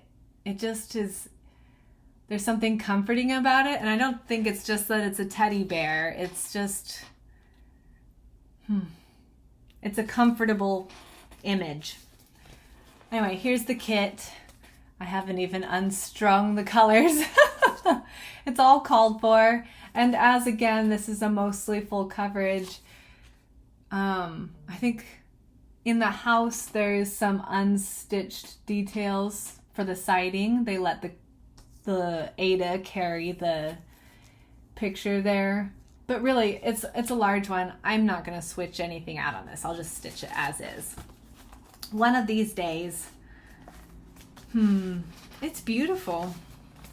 I'm glad I bought it when I was younger, because I definitely went through a phase where I was like, should I keep this? Should I just get rid of it? Like, it's not really my style anymore, but I've grown back into my original self and loving it again. Okay. Got a bit of an avalanche here. Okay.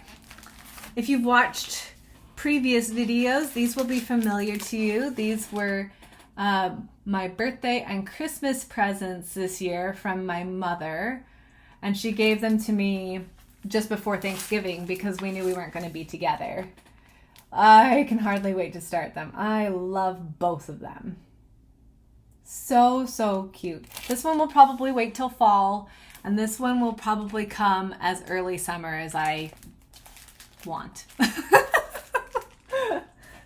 As soon as I can justify it as being summer, meaning if we have a day over 70 degrees, even if it's in May, I'll probably start that. Okay, this one is Little Room in the Attic. I love her designs. I have quite a few of her designs. A few kitted up, a few that I haven't gotten to kitting up yet, and a couple underway. So I really love her stuff. I don't know if she's available or not right now. She is a Russian designer or a Slavic designer of some kind. She's from, Eastern Asia. And I don't know that her site is active on Etsy right now, unfortunately. You might be able to find her website just in the interwebs, Little Room in the Attic, but she does gorgeous designs, and she prices her charts really reasonably, so they're very accessible, and they're just fun to work on. Anyways, bright, happy colors, and I sourced one of my little tea-dyed, it's an even weave actually, it's not a linen, it's an even weave. Anyways, that'll be super fun. And the cream will become little spots on the house, it looks like. But everything else is at least a half stitch full coverage, so really fun. I love the watercolor quality of this. It's really, I think it's going to be a fun one to stitch. It'll feel like doing a puzzle. Okay, set that down here. Okay, now we get into my gold dimensions. I love kitting my own things and making artistic tweaks to things, to charts, but sometimes it's just not necessary. And there are some of the gold dimensions kits out there that are absolutely spectacular. This is one that I saw stitched up on Instagram, and I gasped out loud because the picture, I feel like I've seen it before. It was like, that's pretty. I love butterflies. One of my first, here, I'll see if I can tilt up. There we go. One of my first ever kits that I did was a Dimensions butterfly design. These cute little, they feel very Debbie, I don't want to, is it Debbie Bliss? Oh my gosh. There's an artist in the 90s who did a lot of checker, oh my goodness. It's not Merritt Inglebright. Debbie Bliss. It might be Debbie Bliss. Anyways, it has a very vibe like that. Now that I've messed up my camera. Anyways, I'd seen this in stores, in pictures before, and I was like, always thought it was pretty, but never super inspired to get it. Well, I saw it stitched up, and I became inspired. The colors are gorgeous. They are so fresh and clean. And then you get this line of, I don't know if you can see it, there's just this shimmery gold, ever so subtle.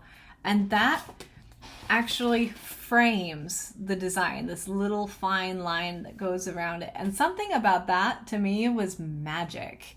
It just added this life to already beautiful fresh colors. So super duper excited to start this one at some point. It is gorgeous. It is gorgeous. See, this is why we've got to share things with everybody, because I don't know that it's one I would have picked up. I mean, I might have eventually, but if I hadn't seen it stitched up, I don't know that I would have jumped on it so fast. Okay. This one I have not seen stitched up, but she was still beautiful enough to inspire me. Oh my goodness. You know me and fairies. Fairies and moons, and we've even got a butterfly. I mean, had all the elements. She's gorgeous. And I have a hard time with a lot of designers' faces. Some people do faces really well. Some people make their people look like aliens. I felt like this face was really well done. And so, and there's just, I don't know, the lace detail through here, her wing being transparent. I love it. This is the back side. So the colors, again, are beautiful. They do a really nice job at separating out all of your colors for you. So it's not hard to figure out, unlike that sunset kit, the teddy bear, which I will probably spend an hour sorting colors and being like, is this the medium brown or is this the medium brown? It'll be a whole afternoon. It'll be great. Okay, now we get into some of my Mirabilia kits, which is fun.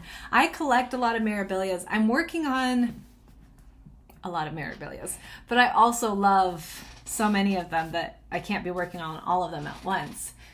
This one released, I think it was last year, 2021 or 2022. It's fairly recent in her designs, and it is gorgeous. It is one that I saw and I didn't even hesitate. I went out and found it as fast as possible. And I will be stitching mine. It's not the called for, but it's very similar. It's Weeks Linen Kudzu.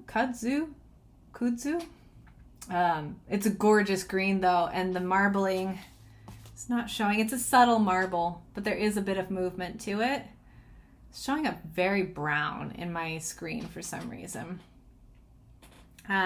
Anyways, it is a Weeks like the other one, so now I am wondering if this isn't something that I will have to invest in a Q-snap or use a hoop or something for, because as I've found out, bigger projects, the wiggliness is not as great. And maybe it's something that once I get some stitches established, it won't be as bad on. It's not as big as the Words to Live By, so we'll see. But that one's a ways off. I think it's gorgeous, but I don't have any plans to start that one this year. This one, on the other hand, I do. Fairy Flora. Oh my gosh. Do you ever just see a design and you're like, happy. Happiness. I think she is so gorgeous. I actually saw her stitched on a teal.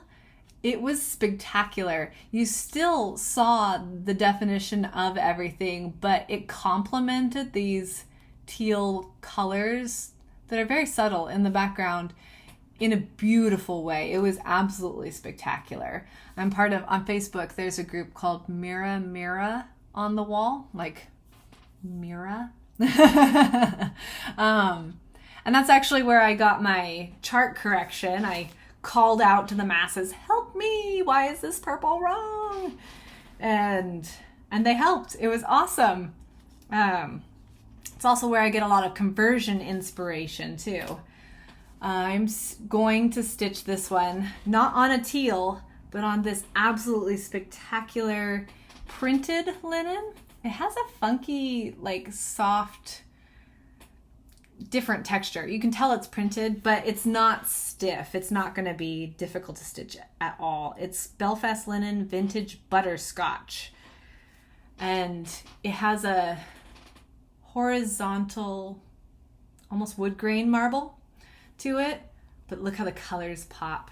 So I was thinking about going darker with her background as pictured, but then in the background of somebody's spectacular display of all of their completed Mirabilias, somebody had stitched it on, I think it was like a white. It was so beautiful. It was just this bright spring explosion, and I was like, I'm looking for a lighter background. I found one, and I have been anxiously awaiting this one's start. So this will probably be like, I don't know, maybe a May Day or April something start. It'll be coming out of the kit box at some point this year. That one's in my goal line, I guess you could call it. Oh, I love this one. This one I almost started last year too, but last year just got real busy around all the times I would have normally started this. So this one's called The Visitor. The Blackberry Rabbit. Oh, I love it. This just makes me think of a vintage tapestry. It is so beautiful. One of the biggest stoppers on this one has been a slow collection of the many hand-dyed colors. So you can see there are like 5 DMCs, and then everything else is hand-dyed. And you can also see from my check marks that even a year or so later, I only have about half of them. So it's been a collection process. When the pandemic hit and we couldn't get access to barely any materials because everybody's transportation was hiccuped, I bought this very poor linen online. It's so poor. It is absolutely sheer. You see my face? And it shreds. I mean, I'm going to have to stabilize this. I have hesitated to use this every time I've pulled it out. Even as I'm sitting here talking about it, I wonder if it wouldn't be better to just scrap it and start over. But the color is perfect for this project. I really like it. So if I do scrap it, I will look for a better quality in a very similar peachy, soft color, because I actually love everything about how this is charted up. Yeah. Anyways, so that's where I stand with that. I have the beautiful flosses. They really are beautiful. This one will be delightful to work on. It's just one of those classic images. I love it. I want to know what kind of bird that's based off of. It's beautiful. Anyways, The Visitor. This one I would like to work on this year too. So I'm at 3 minimum from my kit bucket that will be coming out at some point. This one I bought right after my husband and I got married. It was on clearance, $4. And we had great dreams of a nursery where this would hang on the wall. But my sister's baby is due in 3.5 weeks. So perhaps this will wind up in that little girl's room at some point. It is precious. I love the artwork from that story. And the mushrooms, so cute. It would take some work to sort out the floss. A lot of brown, but you know, you give it a little bit every day and it's amazing how fast projects grow.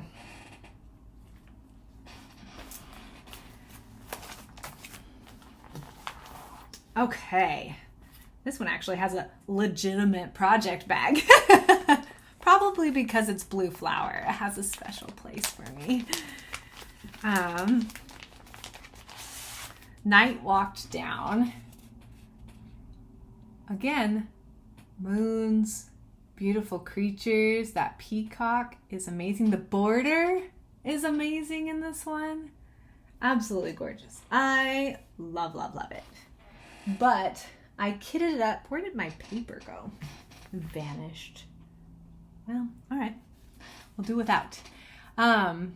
This is Lakeside Linen V. Bittersweet. I don't know if that's supposed to be violet bittersweet or very bittersweet or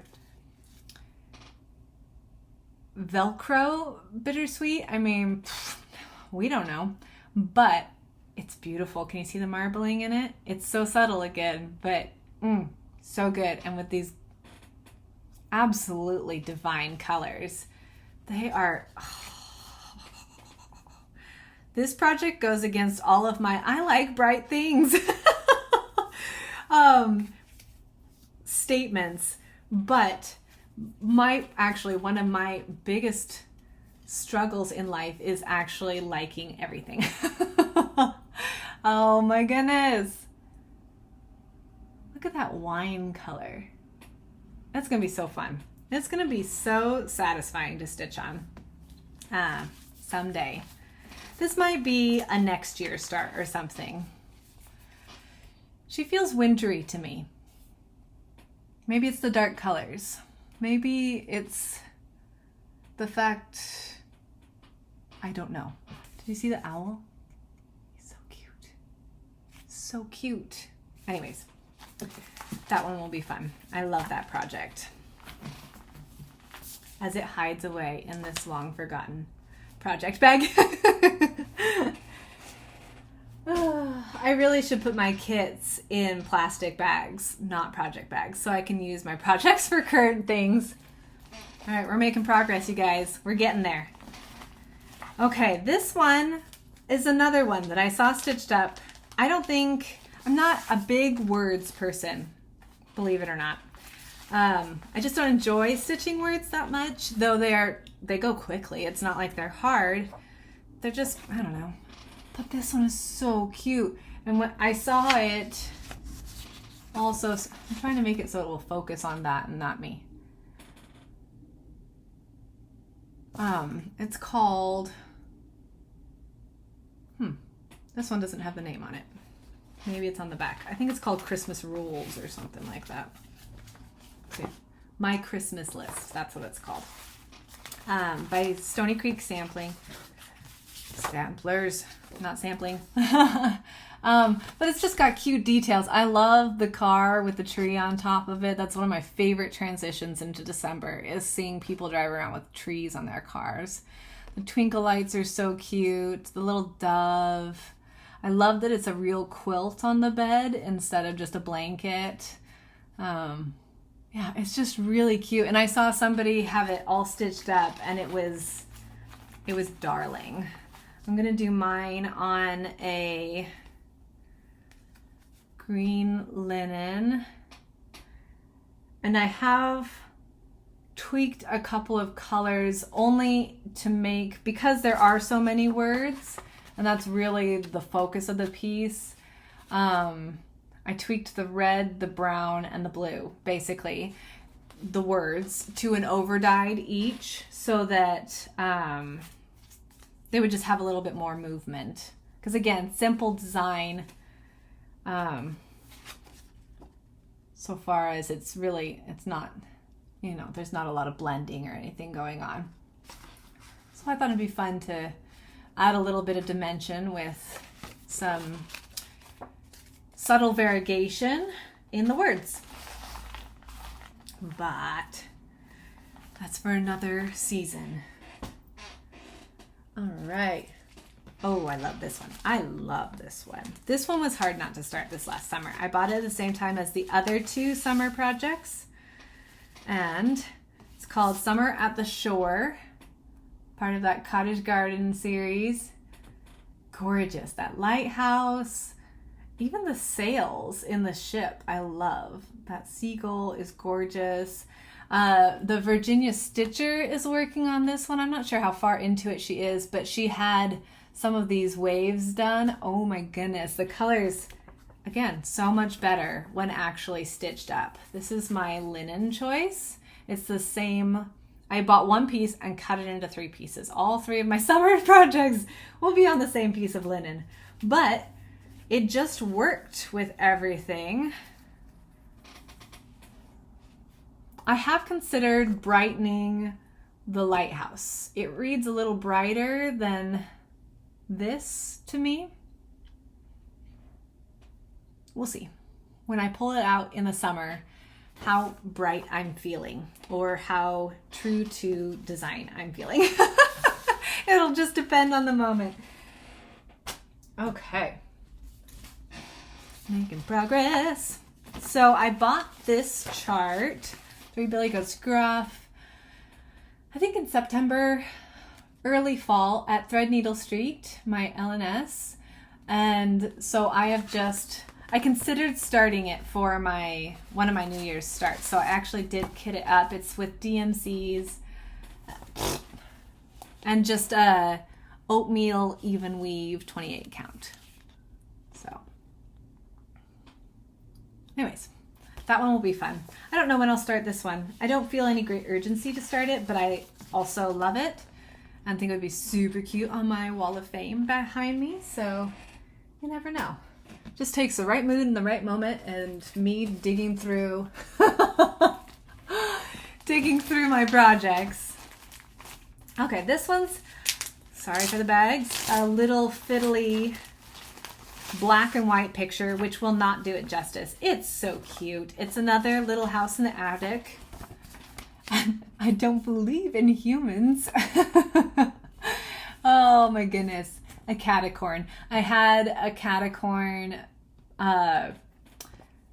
pop socket on my phone for a long time before it died. So when I saw this little design, it has the cutest, you can see it's just soft pastels.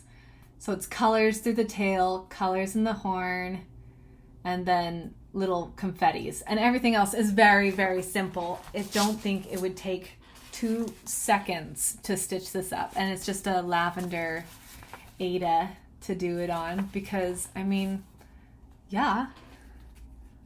Unicorn cats should be on pastel Ada. It'll be so cute. And then I can set it with, I don't know if I've ever showed you guys this, but this is my little frosted pumpkin stitchery unicorn conversion. I told you it's one of my creatures. I just like them. They're so happy. But I actually have a unicorn rule. I have to finish a unicorn to start a unicorn. And right now I have the last unicorn in progress, but it's going to require some ripping because it was charted a lot browner than she should be. Anyways, I'm not going to show you this one because I don't have an original picture of it. It's just a chart and I don't want to show that. That's okay.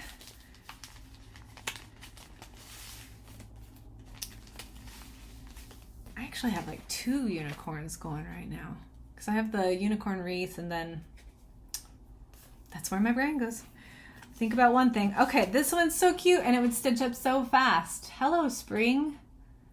Sweet, beautiful butterflies, which I will stitch on the other half of this pretty green, which I think I used for a fairy. That would make sense. I have a lot of fairies going. but I think the colors will be really cute on it. Yeah, it's cute. It'll be fun. That'll stitch up quick. I think I'll do this one this year. All right, we're up to 4.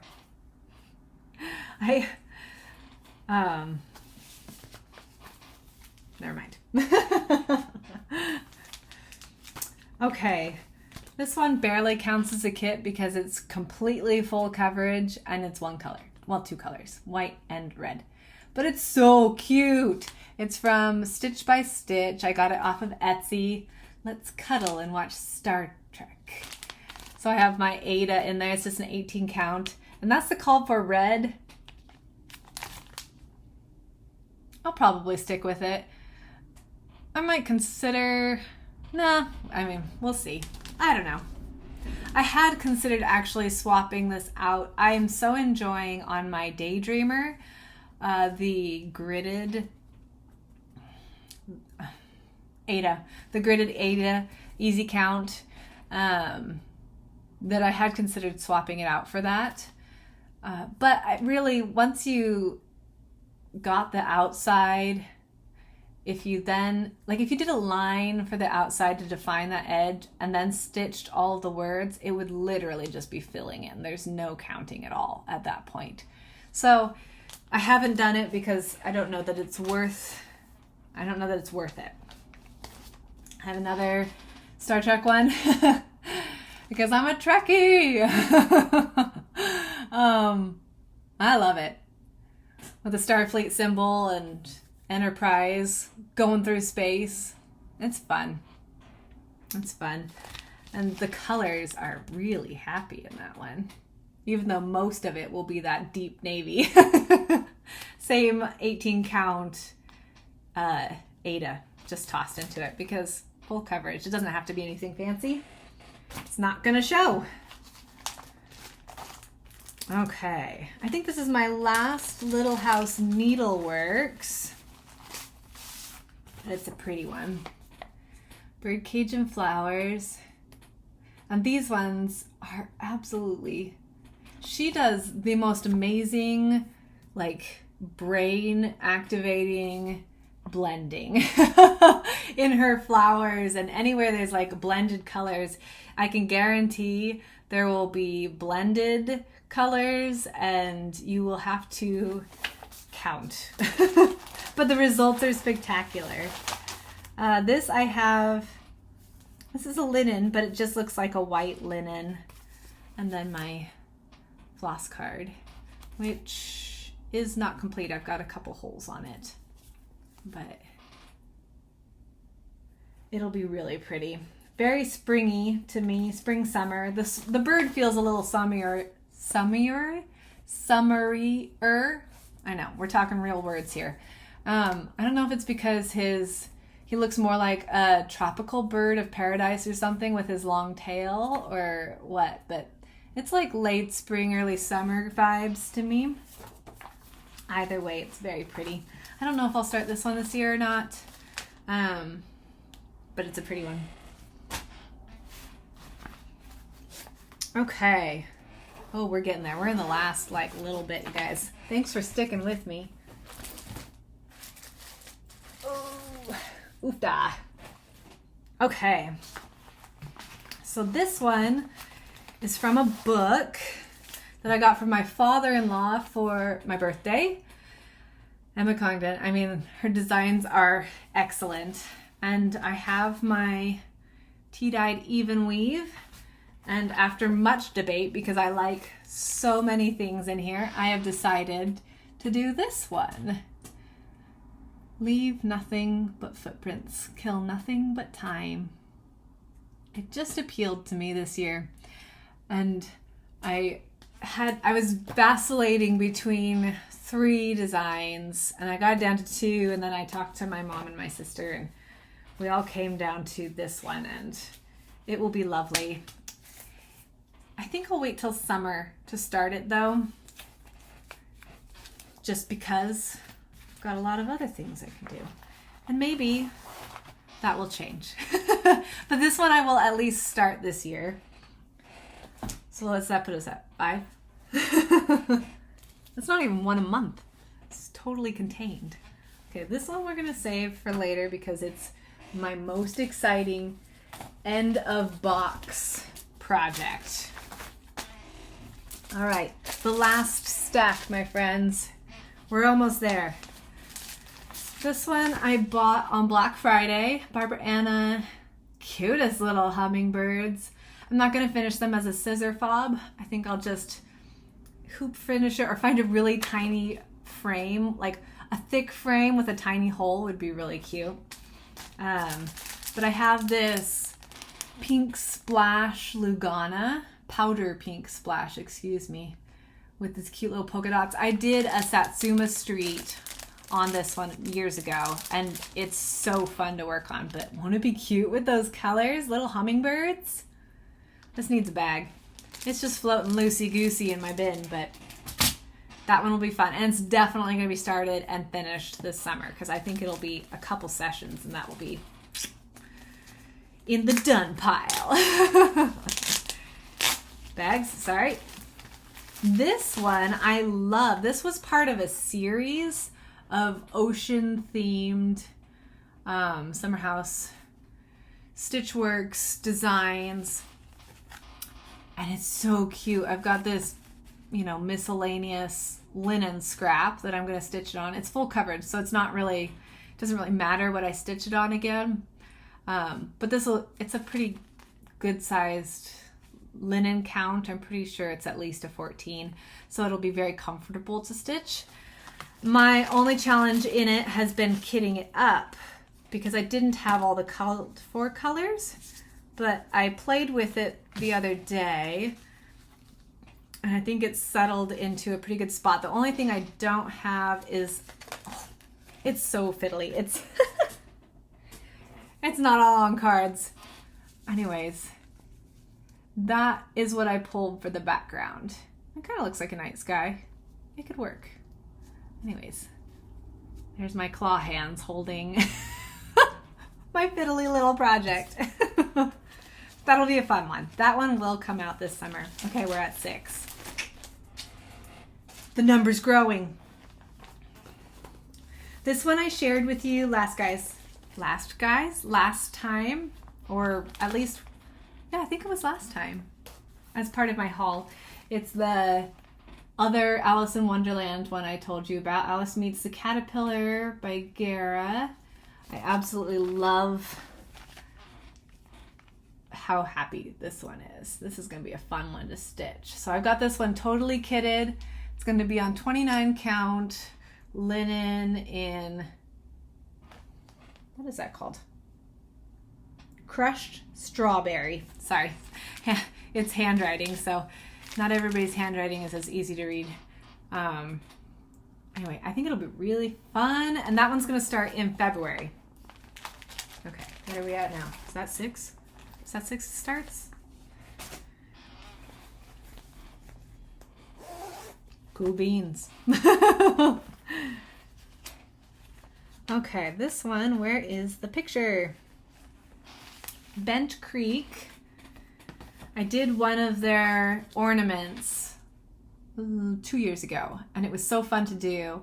And I'd seen this one. Acorns and Thread has a sample of this one up. It is just the cutest little reading cat. And his name is, it's Educated. But I'm going to do it on that same green linen that I'm going to do the spring, Hello Spring. And then I don't believe all of these are original colors. I think I have substituted for from stash. Anyways, but really nice, warm, earthy colors. It'll be fun. I don't think this one will take long to stitch at all. It's only 35 by 70. Yeah, it'll be a quick stitch at some point. Oh, there's my little chart. That's what I do when I adjust any colors. When I pull from stash, is I'll just make I'll write down the diagram and then what I'm replacing it with. So that tells you right there that it's a custom color pool. Okay, and that one is not... Yeah, we can talk about that one. Okay, this is a Dimensions kit. I don't know why it wasn't with the others. Maybe because I had thought about starting it, so it's a little more deconstructed. This one feels a little bit more Christmassy to me, though it certainly... I don't see any twinkle lights or Christmas trees or anything to make me say that. But what got me is it has a black lab and a yellow lab. And that's what we used to have. So now we have just our sweet yellow lab. But I connected with that. And it's a beautiful design. Winter's Hush. So someday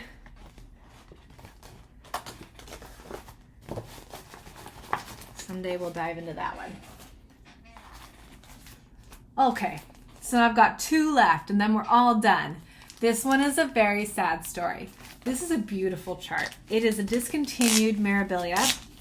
It is very hard to find and it is very expensive when you do find it. The last one I saw was selling for $150, around there.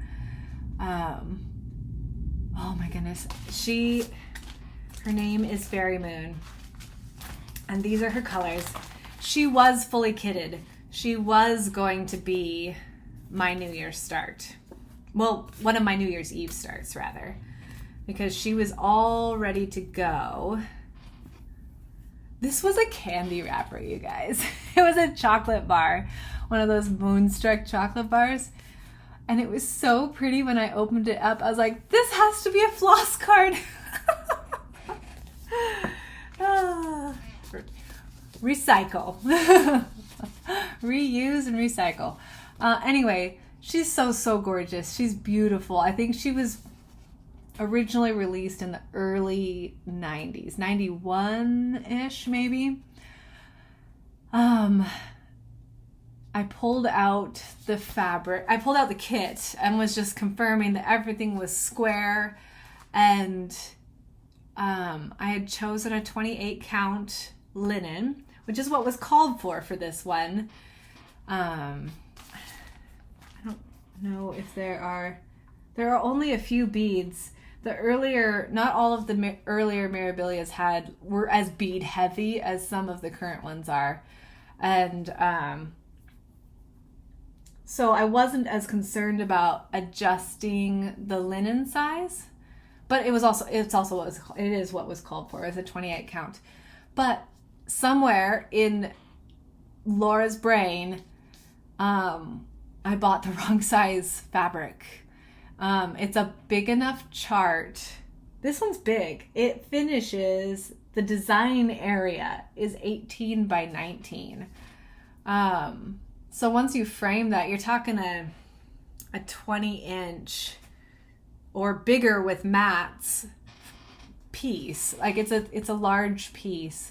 And my fabric was 18 by 27. And I could have cried. I was so disappointed because I've had this one. I bought the pattern. I found it not for $150. I think I paid $48 to $60, somewhere in that range. About 2 years ago, I found it and I didn't even stop to think about it. I was like, oh my gosh, is this legitimate? Yes, I'm buying this. I've never seen it so inexpensive. And so you can find them out there. They're few and far between and the prices can be hefty. But if you love it, keep watching because occasionally they do creep up for attainable prices. Anyways, I am on the hunt again for a background. I thought I had found one on 123 Stitch. It was a fiber on a whim, but they only come in 18 by 27 inch pieces. I don't know if that's just how they dye them or how they sell them, or if it's just what 123 Stitch had available, or that's how they buy them. I don't know what the game is there, but it was too small again. I'm not going to make that mistake twice. Anyway, so this is a partial kit. Far more partial than it was 3 weeks ago, unfortunately. But yeah, I'm watching for a background for that one because that one is so beautiful. I really, really love that one. And then, last but certainly not least, is my first and only Teresa Wentzler. I didn't know she did unicorns. And when this one, what is this? Oh, this has a lot of flosses. That's not even all of them. Let's see if I can show this without. So this is an old design. It was old. Let's just say it sold for $4, full price originally. I want to say it's the late 80s, but somewhere I had a date on this. Oh well, I won't bore you. But it has a lot of colors. Here we go. Look at all those colors.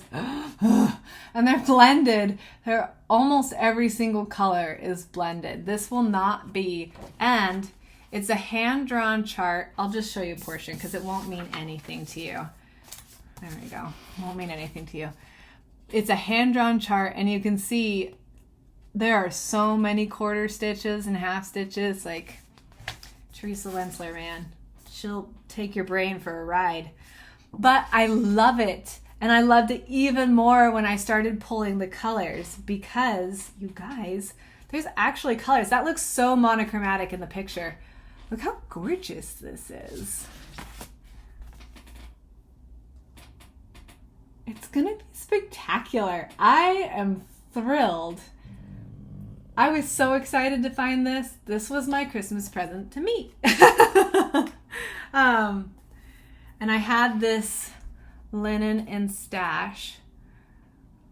It's cut off of a bigger piece that I'm hoarding for a different project that I don't even have the pattern for.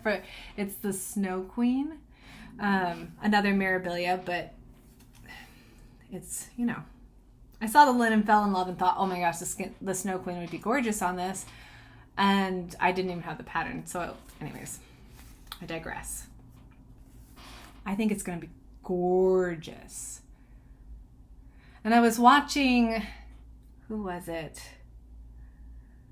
Oh my gosh, I can't remember.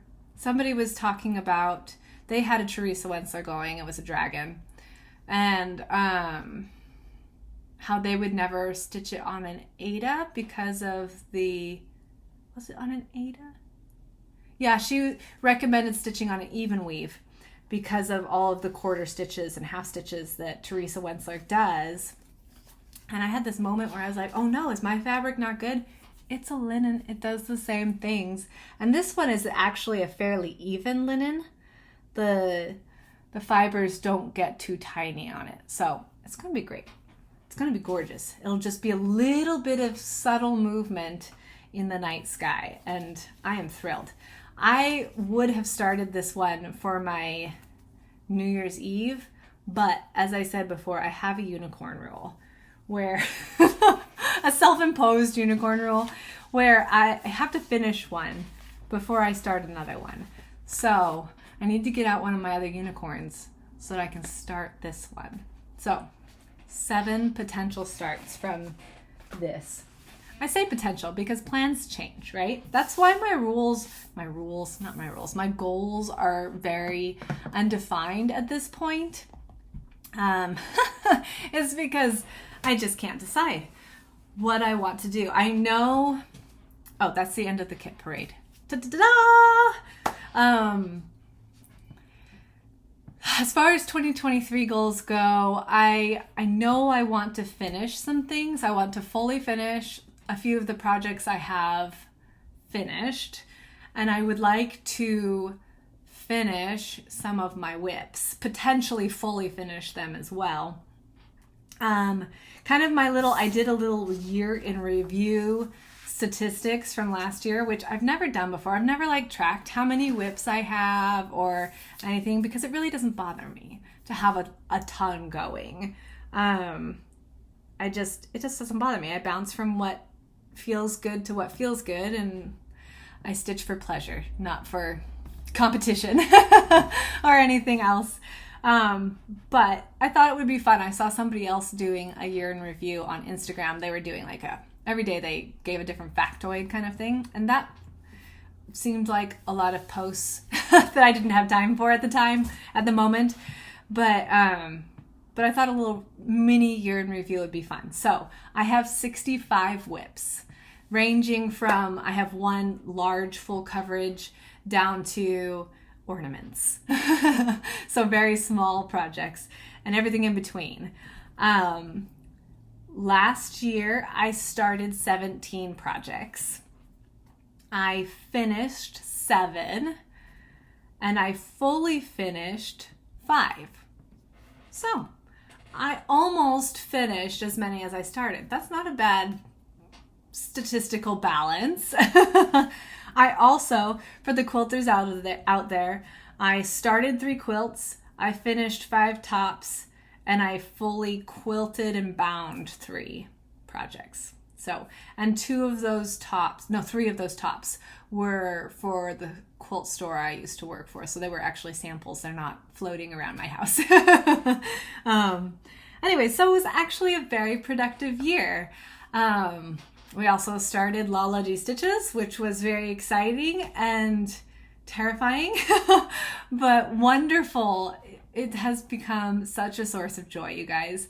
Thank you so much for, first of all, sticking with this incredibly long video. Welcome to 2023. It's gonna be fantastic. I have some really fun ideas for specialty videos.